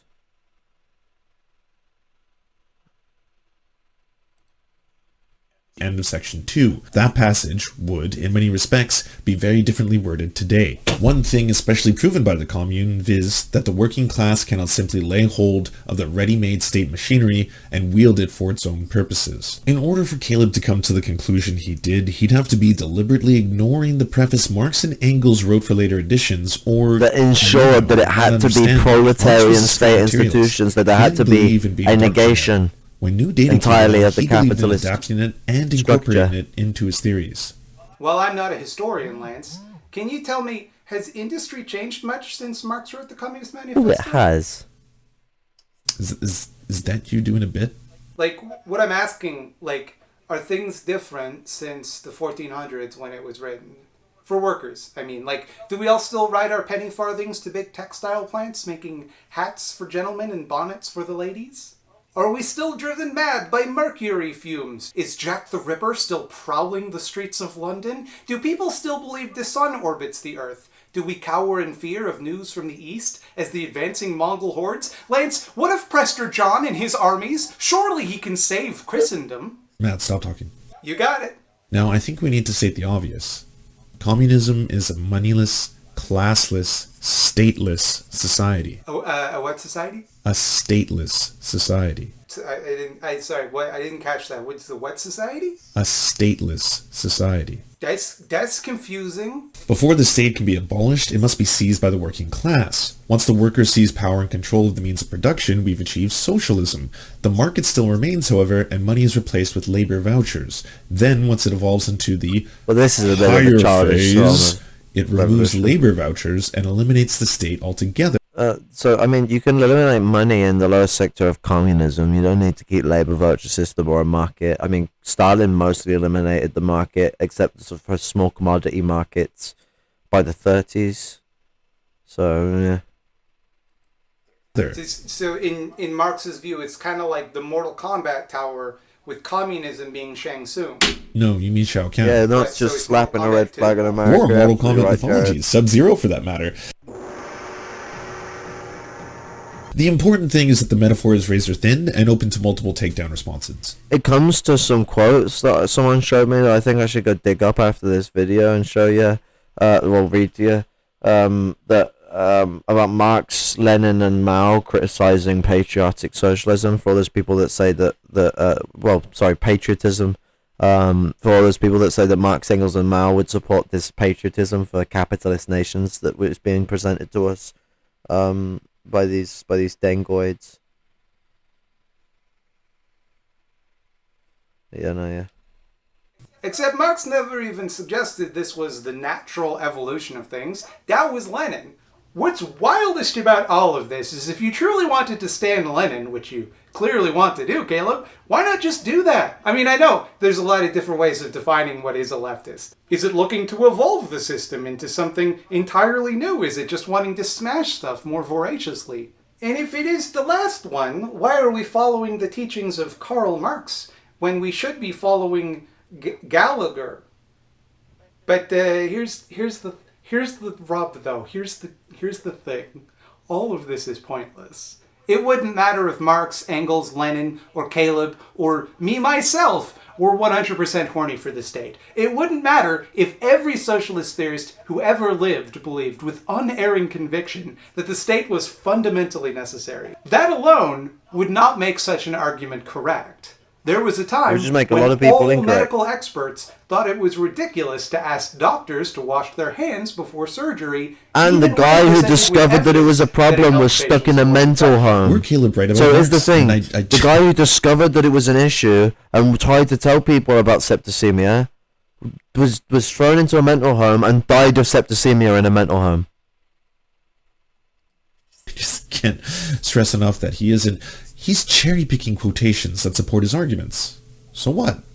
Why should that mean that everyone else must therefore go away? Like, if his stated intent of every BreadTube video was just to dispassionately describe Marx's ideas without adding any one of their own thoughts or opinions, that idea might hold some water. But that's not what I do, or what anyone I know on BreadTube does. Just so we're clear, BreadTube's a Reddit thread. It's just a subreddit on the website Reddit. It's not an organization. There's not meetings. We don't have a council of BreadTube meetings. There's like some of us are friends in this loosely connected group that I guess has been branded with the same name. Case in point, putting Destiny on the cover of the thumbnail implies you either don't understand the group you're attempting to debunk, or you're intentionally muddying the waters to push a narrative. It's not even controversial or starting drama to suggest that Destiny hates the online left and BreadTube as a whole even more than you do, Caleb, because he's said it out loud multiple times, like all the time. He's very vocal about it. Marx didn't invent socialism or communism any more than Newton invented gravity. The concept that labor needs to be exploited to produce surplus value is a priori knowledge, which is fancy speak. Everything could have been floating before that apple fell on his much head. like mathematics or the Slender Man. The apple certainly wasn't on the ground at And I first. think he'd resent the way Caleb is treating him like one. His analysis is not holy writ delivered unto mankind that we cannot improve or question. He was an economist, and he did a good job of explaining how capitalism works and why that's a problem. He did not coin the term socialism. He certainly Didn't didn't even coin the invent it. term And even if he communism. were offered the definition Caleb claims, it's not necessarily a problem that other people follow other definitions.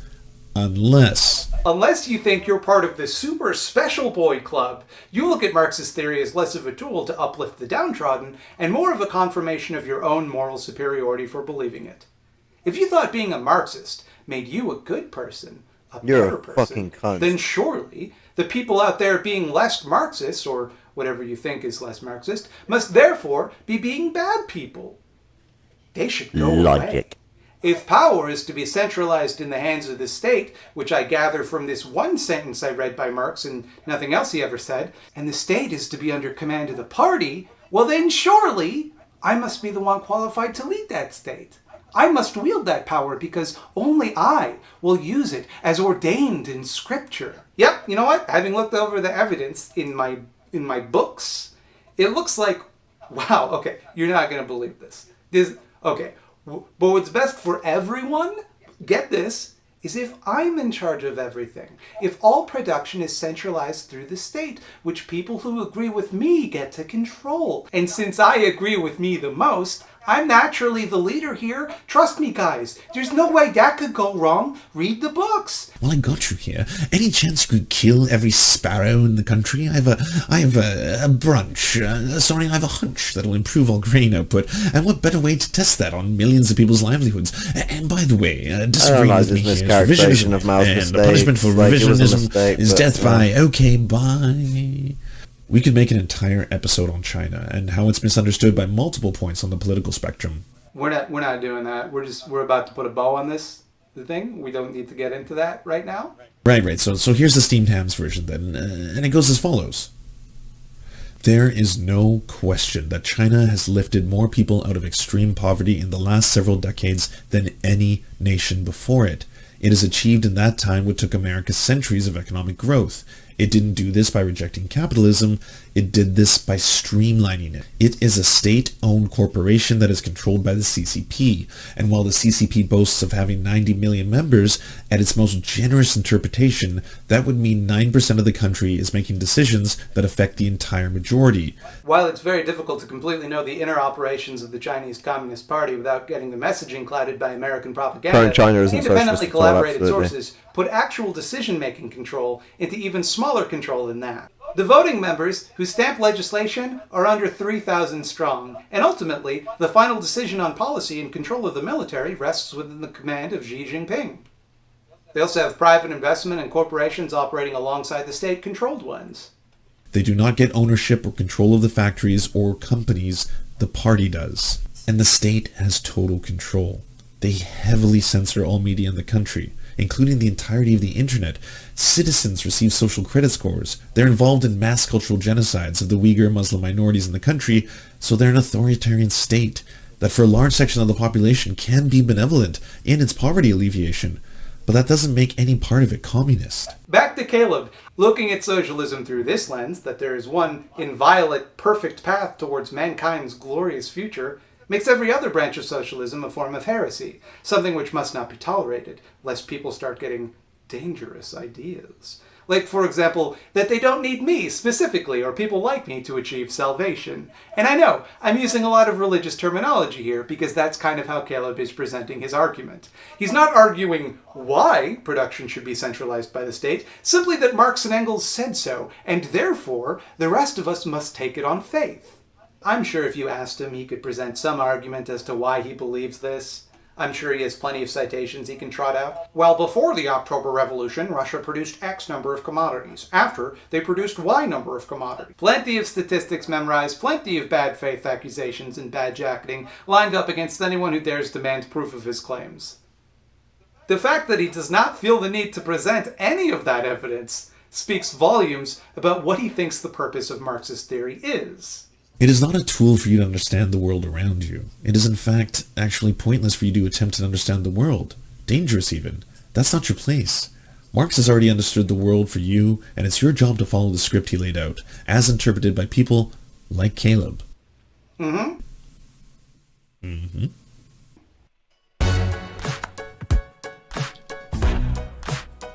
So, you want to prepare meals that your whole family will enjoy? Like to be inspired in the kitchen? And make this fit with your busy schedule? Then try out HelloFresh. I love to explore and try out new try tastes, it out. and I found a solution that fits my busy schedule. Posh cunts. All right. Mm-hmm. All right. All right. Well, yeah, Jared, if you change the definition of poverty, it's no longer poverty. You don't know that? All right. How poverty works now. What does that mean? At least according to the Dengoids. Did you say annoying? No. Yeah, would except I ever say Marx that? has been dead for like 140 years. Yeah, but we gotta just treat him like he's still around. Stream is behind on my screen. Yeah, no, so I wanted to read something I was sent in Trav's Discord. VC text. So Marx is a letter from Marx to Arnold Rouge. And my answer is that shame is a revolution in itself. It really is the victory of the French Revolution over that German patriotism which defeated it in 1813. Shame is a kind of anger turned in on itself, and if a whole nation were to feel ashamed, it would be like a lion recoiling in order to spring. I admit that even this shame is not yet to be found in Germany. On the contrary, the wretches are still patriots. These are people, this is anti-patriotism being read here. This is Karl Marx. Onwards to Lenin, Lessons of the Commune.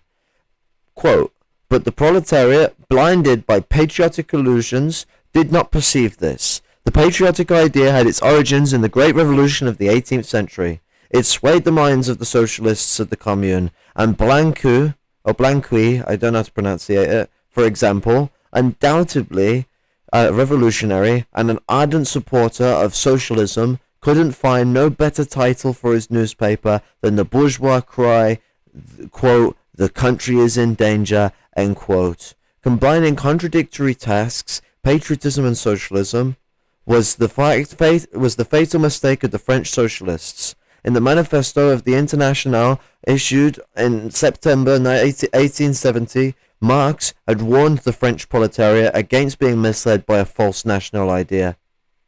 The Great Revolution, class antagonisms had sharpened, and whereas at that time the struggle against the whole of European reaction united the entire revolutionary nation, now the proletariat could no longer combine its interests with the interests of other classes hostile to it.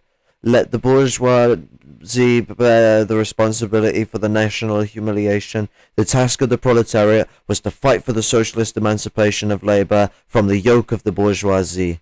End quote. Patriotic quotes here. And here's to go to Mao. Quote, Taylorism is any type of work. Taylorism in any type of work is also wrong, because in failing below the level of political consciousness of the masses and violating the principle of leading the masses forward, it rejects the disease of dilatoriness. Our comrades must not assume that the masses have no understanding of what they do not yet understand. It often happens that the masses outstrip us and are eager to advance a step, and that nevertheless our comrades fail to act as leaders of the masses and tail behind certain backward elements, reflecting their views and moreover mistaking them for those of the views of the broad masses. Mao. Getting at how the labour aristocracy post their backwards views onto the views of the onto the views of the working class and demonize them for such.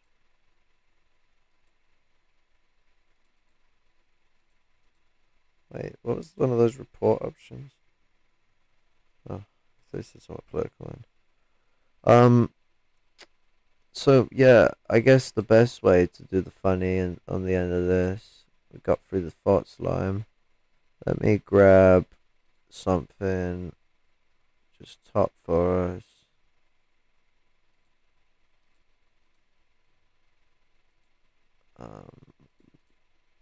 Google.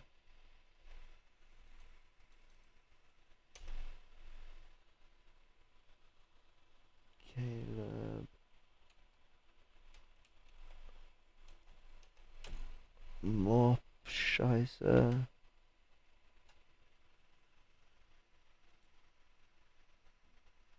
An introduction to Caleb Maupin. Where's the lies have got to stop? Did the truth about red brown Nas bowls? Caleb with Peter Coffin. He's out of all the people to stand with to criticize that, you chose Peter Coffin. Oh no, Caleb. It's cute. Where is the lies have to stop? What? Did he unlist the video? He may have unlisted the video. What?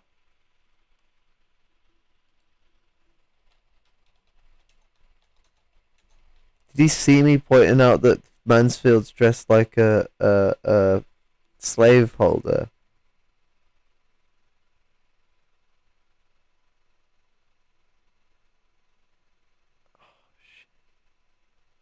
Well, at least it's still up on fucking Bad Empanada's channel.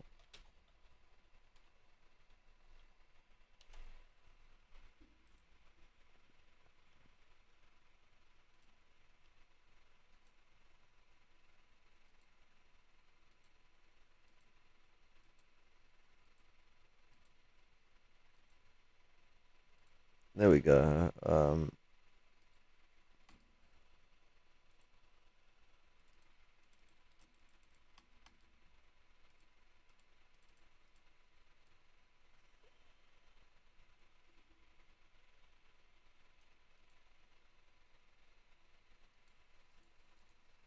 Okay, that didn't go well.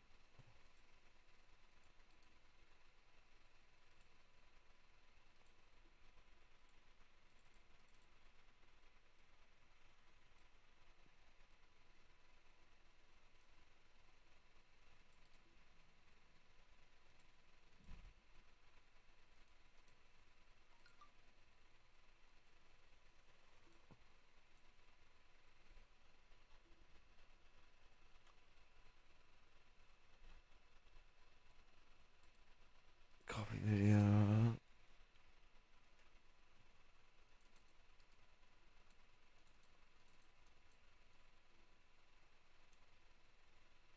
Does it need the .com in it?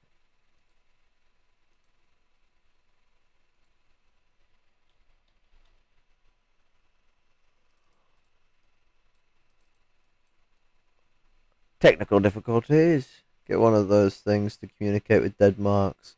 The old Ouija board out.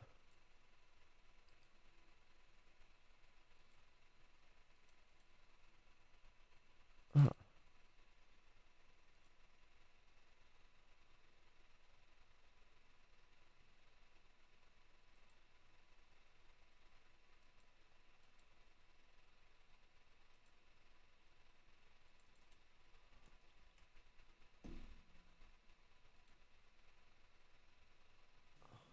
This is like one of those videos. See that we got Mansfield dressed like in a the slave beginning of- holder here, just to start with. Hello, I'm Patrick Stewart. Oh, Patrick Did you Stewart know is that invading right again, now, look. Over 70 million people have had to leave their homes due to war and disaster. That's roughly the size of the United Kingdom. I can't imagine what it would be like to have to suddenly leave my home, where to take my family, how to survive. Well, what about all the homeless and people most importantly, fucking all over the world who in will help general, us? just all over? We Well, bomb these places. the answer is How about we stop the bombing them? International And you don't have to Rescue do Committee. this. You just stop This bombing them. wonderful- Then we can For give the them aid pandemic, to with, help like a them bunch fix of their celebrities nation. sang a song to like raise your spirits or whatever for the quarantine, except it's like a bunch of people like independently filming. Hello, I'm Patrick Stewart. Did you know that right now over 7 videos to say that Caleb Maupin is based? I should do this with all of my simps. Simps, every single one of you film a video about how good I am and how I am morally superior and everyone should give me money. And then I'm going to edit them all together and upload it to my second channel. No joke.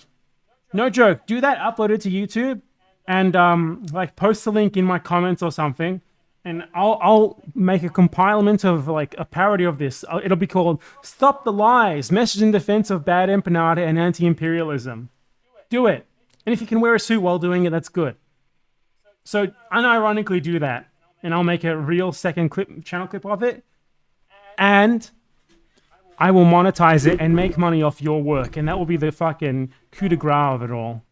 We decided to make this video because of the lies being spread about someone very important to us. Journalist and political analyst Caleb Maupin. The lies have got to stop. Isn't that Peter Coffin's new wife? Analyst Caleb Maupin. The lies. Oh my god, like everyone has like their own sentence to read from the script. This is fucking hilarious. Whoever had this idea is amazing. Have got to stop. Lies have got to stop. These lies have got to stop. These lies about CPI have got to stop. The lies have to stop. The lies. Why? I'll lie if I want to, motherfucker. Have got to stop. The lies need to stop. You got Mansfield at the start. He's dressed like a slave holder. About Caleb Maupin. The lies that are being told about Caleb Maupin. The lies about Caleb and CPI need to stop. Have you noticed that? So have you noticed the one noticeable thing about these people is they're all very aristocratic. They're all very well off motherfuckers. Like I thought the CPI and Caleb Maupin was the movement of the poor. It doesn't seem very poor to me. To stop. Have absolutely got to stop. You people are smearing him with lies, fabrications, and distortions. The idea that Caleb Maupin is a fascist, neo-Nazi, white supremacist, Trump Is the supporter, fucking or some sort of truth. racist is completely bullshit. Stop treating him like Richard You're Spencer. full of shit. You're making yourselves look foolish. Long before Black Lives Matter was ever tweeted, Caleb was attending court with police brutality victims in Cleveland. He recorded 2 teenage girls who had been beaten up in front of Collinsville. This guy's like, this is like Caleb Maupin's fucking... Remember Caleb Maupin's old intro video to his channel? This guy's basically reading the copy for that. Amazing. High school. And it was his footage that got them acquitted. In 2015, Caleb risked his life trying to bring medical aid to the people of Yemen who were being bombed by Saudi Arabia with U.S. support. One of the main voices making these crazy and over-the-top allegations against Caleb Maupin is the Communist Party USA. This is an organization that worked very hard to register people to vote for Joe Biden. You know, this guy. And you ain't black. Poor kids are just as bright and just as talented as white kids. They must be taken off the street. They're gonna put you all back in chains. Madam President, we have predators on our streets. This is coming from someone who ignores the history of slavery. Individual smear campaigns, liberal Twitter crap. Caleb doesn't even hate. Yeah, Peter Coffin would never engage in liberal Twitter crap. Neither would Caleb Maupin. The Communist Party. In fact, man, look at this guy. He's like in the fucking studio. This is a real newsman. If this guy supports you, you know you're on the right side of history. he's Someone one of who the in main his spare promoters of time their dresses important like a history. slave holder. I know many people who have joined the Communist Party because of Caleb. People need to actually read Caleb's work. People should actually read Caleb's work. People should actually read Caleb's work. People should actually read. I read it. It was very funny. Caleb Maupin's work. People should really read his work. People need. What about you should also read his book, which was he made a book like Israel caused the financial crisis. Like Israel alone caused it, and in that book he made sure to like change people's names to their Jewish name that they don't use, their Jewish birth name that they don't use anymore, to emphasize the fact that they were Jewish. So yeah, you should read that one. Actually read Caleb's work. People should actually read Caleb Maupin's work. People actually need to read. It's like the same, like what is this, like 6 or 7 people just reading off a Caleb script. Maupin's work. If you want to know what he actually stands for, it's very easy to find out by reading the books that he's written. I don't care what he I'm stands for. sorry, He's a lolcow. if he expects the working people to have to read through all his literature to understand what he stands for, the working people aren't going to stand for him. The working people are capable of reading, but why should they waste their time trying to understand you by reading when you could explain yourself to them? You're alive, you're there. Do you think the Marxists turned around to everyone and went, okay, for you to understand anything that I'm thinking, you have to just read me? No, they went and made speeches about to people. They made shortened versions of their books, like Mao's Red Book, for example, made by Lin Biao, or compiled by Lin Biao. That is a great example of how you can confine things down and push things forward. He removed the anti-Jew book from his website. Yeah, I bet he fucking did. Where he tried to blame the financial crash on international Jewry. Proper anti-Semite. No wonder he's palling around with Dugan. And this motherfucker, you know, if you can't explain yourself to the people, they ain't gonna want to read your stuff. If you explain yourself to them and you make your idea good, they'll want to read it so they can understand it more. Everyone understands that there's only limited capacitation to speech, but you can explain a hell of a lot. You can make people enticed, and then they can read it. If your explanations of yourself and the way you're putting yourself out there are proving you to be a fascist, your books aren't going to change my mind on that. Because it doesn't matter if your books deter from that and criticize that. Your behaviors are still following that path and that delineation. You know the idea of the concepts? Proletarian concept, Caleb, so it may be a bit far end for you. Of you got to walk the walk, not just talk the talk. And if you walk a different direction to the way you talk, people are going to go by the direction you're walking, not the direction you're talking. Or listening to his conversations and so forth. As Mao Zedong said, no investigation, no right to speak. They can read This is amazing. Caleb's work, they can read the CPI's other work, and they can form their own conclusions without giving other people the power of telling them what to think. If you do, you'll see that none of the hype is true, as well as learn important information on the global struggle for peace. He called it hype. You will know none of the hype is true. Are we supposed to be organizing like street revolutionary stuff? Why is it hype? What do you mean hype around Caleb Maupin? I didn't know it was a hype response that he was being a fascist and being neglectful towards proletarian people. But look, we've got the book club. They're all together. They're reading Caleb Maupin's work together in a book club. They're all sitting here. They're all in a circle reading Caleb Maupin's book.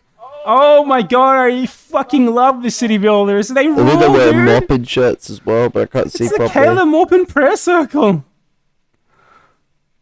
This is the City Builders reading the book by Caleb Maupin called We Are City Builders, all together in a circle. I love the fucking City Builders.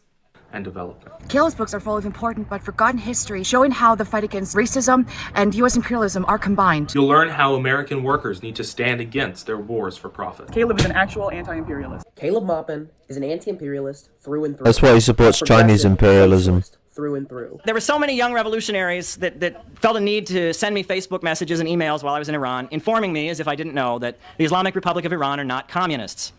Well, this is blatantly obvious, but it's irrelevant. I don't support the Islamic Republic of Iran because they're communists. Malcolm X wasn't a communist. Cesar Chavez wasn't a communist. John Why Brown do you wasn't a support Louis communist. Farrakhan? If you have an Wait, he defended Louis Farrakhan, but he likes Malcolm X. Make your mind up, motherfucker. Who do you like? Literally two opposite ends of the political spectrum. Two opposite ends of struggle. One worked with the CIA, one fucking didn't, you utter gorm. Logical criteria or a checklist for who you will stand with against imperialism, you aren't going to get very far in the real world. That's just a fact. You see, the problem isn't that he stands with them against imperialism. The problem is that he stands with them On absolutely period, on everything. not just against imperialism. Because standing with Iran and imperialism great is the risks and base stood position shoulder to shoulder take. with many people But I it's his strongly way disagree of with, wording Occupy Wall things Street and protests his and Black Lives dishonourable Matter protests, actions and I'll do the same in the past that internationally. don't let just one speech like this here and there Man, cover this up guy's for attacking shit. my one of my ears right now. Many leftists have been reduced to vandals in that their sole purpose is to destroy rather than build. Caleb has been working. Look at this, look at this. Pouch automatically tries all the codes it knows about from all over the web and tries it on my online Look at this, look at this. And I just say, fuck off. Really hard to bring people together through an economic lens, through the working class, through uniting people in the United States who are suffering, not just because of the pandemic, but because of everything that led to it. The Empire wants us to be doing that right now, to be fighting each other. The future of America will not be Oh my god, determined look by at silly that. Twitter Oh my feeds god, and wait, Facebook there debates. was some Huey Long shit there. Not just because of the pandemic, but because of everything that led to it. The Empire wants. Look at there's some Huey Long shit going on here with this fucking American. Oh, for some reason why it's not showing the mouse. 1 second. Properties. Where's the show cursor option? Ah, fuck off.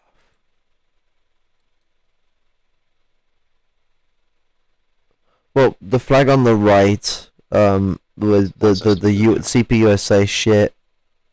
Some Huey Long level crap that is. right now to be fighting each other. The future of America Caleb will not be Maupin thinks determined he's the by next silly Huey Twitter Long, feuds which and is not a Facebook good thing to debates. aspire State to. agencies. That's so funny because that's most of what these people Huey Long's a piece of And a shit. lot of these operatives to really. Oh, look! The COINTELPRO Wikipedia page means that the CIA is attacking Caleb Maupin every single day with their #1 agent Vosh. Stop any sort of revolution from actually happening. The only purpose they serve is to attack communists like Caleb Maupin, who refuse to line up behind the Democrats. We should be directing our forces against the U.S. government and imperialism. Guy looks like he took a Xanax before he went on. Not the guy who's paused on, the guy before. He looked like he's been bombing the old Zans. Maybe he follows Jordan Peterson for 10 thought. years, and he has always been committed to an anti-imperialist fight for the It's improvement. obviously scripted, yeah, it's incredibly Yeah, scripted. the thing is, like, you're really suspicious about behaviors that happened in the past recently. So Ramiro sort of came out of the nowhere and was like all buddying up towards us, trying to pretend he's an ML third worldist. And one thing that was never mentioned that I come to find out was that Ramiro has a very, very long-standing relationship with Caleb Maupin, very long-standing history. Why isn't he in there telling you to stop the lies? He'd be the perfect person to have. Fucking middle class, fucking what's it? Lick ass of Caleb's ideas for over 11 years. Hey guys, can each of you read off these phrases and I'll edit them into a video? Of conditions for people all over the world, the future of humanity. In order to bring people together, you have to bring them in. And Caleb has been trying really hard, as have many of the members of his organization, been talking and outreaching to people who a lot of the left has lost to the right. Socialist politics and liberal politics are not synonymous. The future of America is with the broad masses of people. Black, white, Asian, Arab, and Latino. One united class struggle against the bankers and war makers. Let us not forget what Lenin Against said. the bankers. Mentioning bankers rather than just like bourgeoisie is very weird. Sounds like a wolf, a dog whistle. Bourgeoisie encompasses bankers too. So to mention bankers specifically, it really comes off as anti-Semitic, even if they don't mean it. Because I can't, you know, mentioning bankers in some contexts is fine if you're talking about literal banks, but like as a general thing like that, it's not the bourgeoisie that they talk about. It's just bankers. That doesn't sound good. I don't think that I don't think they mean it that way, but it You mean doesn't you hope sound they good at don't all. mean it that way? I Therefore, think they mean it that way. Socialists to go down lower and deeper to the real masses. Get out of the left and liberal milieu if we actually want to reach the broad masses of working people. Stop all the Milieu child again. flickering, get out of the movement. You're and not get to the sounding masses. smart. You just sound like you made up a stupid word. Shut the fuck up. When Dr. Martin Luther King Jr. and the civil rights movement was organizing and Dare you protesting, quote Martin there Luther were obviously King? many people who disagreed with them for various reasons. And sometimes these people who did not agree with Dr. Martin Luther King Jr., they would assemble and they would have manure and feces and they would throw them at the civil rights marchers. Did you know this? This happened. The Southern racists, you know, go away and would throw Manure literal feces.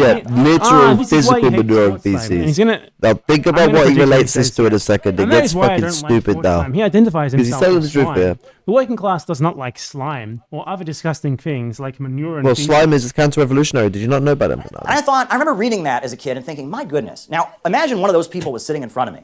What would they have to say to me today? So you threw feces at Dr. Martin Luther King. You threw feces at the civil rights marchers. How do you defend yourself? What would they say? Well, everyone else was doing it. Well, Martin Luther King was bad. He was like opposed. They would have no defense. They would feel despicable, right? How can you look yourself in the face having done such a thing? And it's with that understanding that you should never join the mob. You should never just go along with popular sentiments. It's with that understanding. Then why are you preaching that, as someone who populism? works in the press, I will never throw shit at Russia. In the Dugan conference, he proper preached populism, so he's contradicting himself again. I will never throw shit at Iran. I will never throw shit at Venezuela. I will never throw shit at China. I am not. Basically, literally just saying that he will never ever say No, anything. Caleb is negative actually about just covering up certain for the fact he countries. really It wants to doesn't just come off travel as- over it there just and comes throw off as shit being at them. incredibly dogmatic. Like equating literally throwing actual fucking feces at someone with, like, even criticizing certain countries or governments at all is very weird. Can't get in my biscuits. Not going to join a campaign to lay the case for war. I will never do it. I'm not going to spread lies about weapons of mass destruction. I'm going to question their allegations about Uyghurs, their allegations about... I hate Uyghurs, man. Uyghurs! I hate your allegations about the Uyghurs. Uyghurs! weapons. By Caleb's logic, as we just went over, you pronounce a thing wrong, that means you have no idea what you're talking about, and no one should ever listen to you ever again. So he pronounced Uyghurs wrong. Uyghurs! So he's discounted forever. He's gone. Caleb, that's the end of it. That's the fucking rule. Get out of here. And she's doing like a fucking woohoo. Give me some noise. They do indeed. This is like fucking DJ Bash just Caleb contradicts Morton himself right every fucking split second. Yeah. Fucking Caleb Morton DJ's like a mad cunt. Like fucking John Howard back in the day.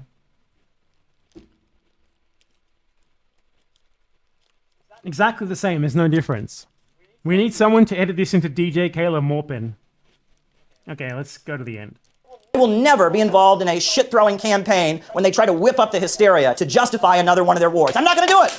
I don't care if it makes me unpopular. I had good hopes for the first video, which were crushed, and the second one was amazing. Incredible. There's nothing wrong with it. I'm very impressed. I love Caleb Morpin. Caleb Morpin, come on stream. I love you. Mwah. Morpin DJs for the Uyghurs like a mad cunt.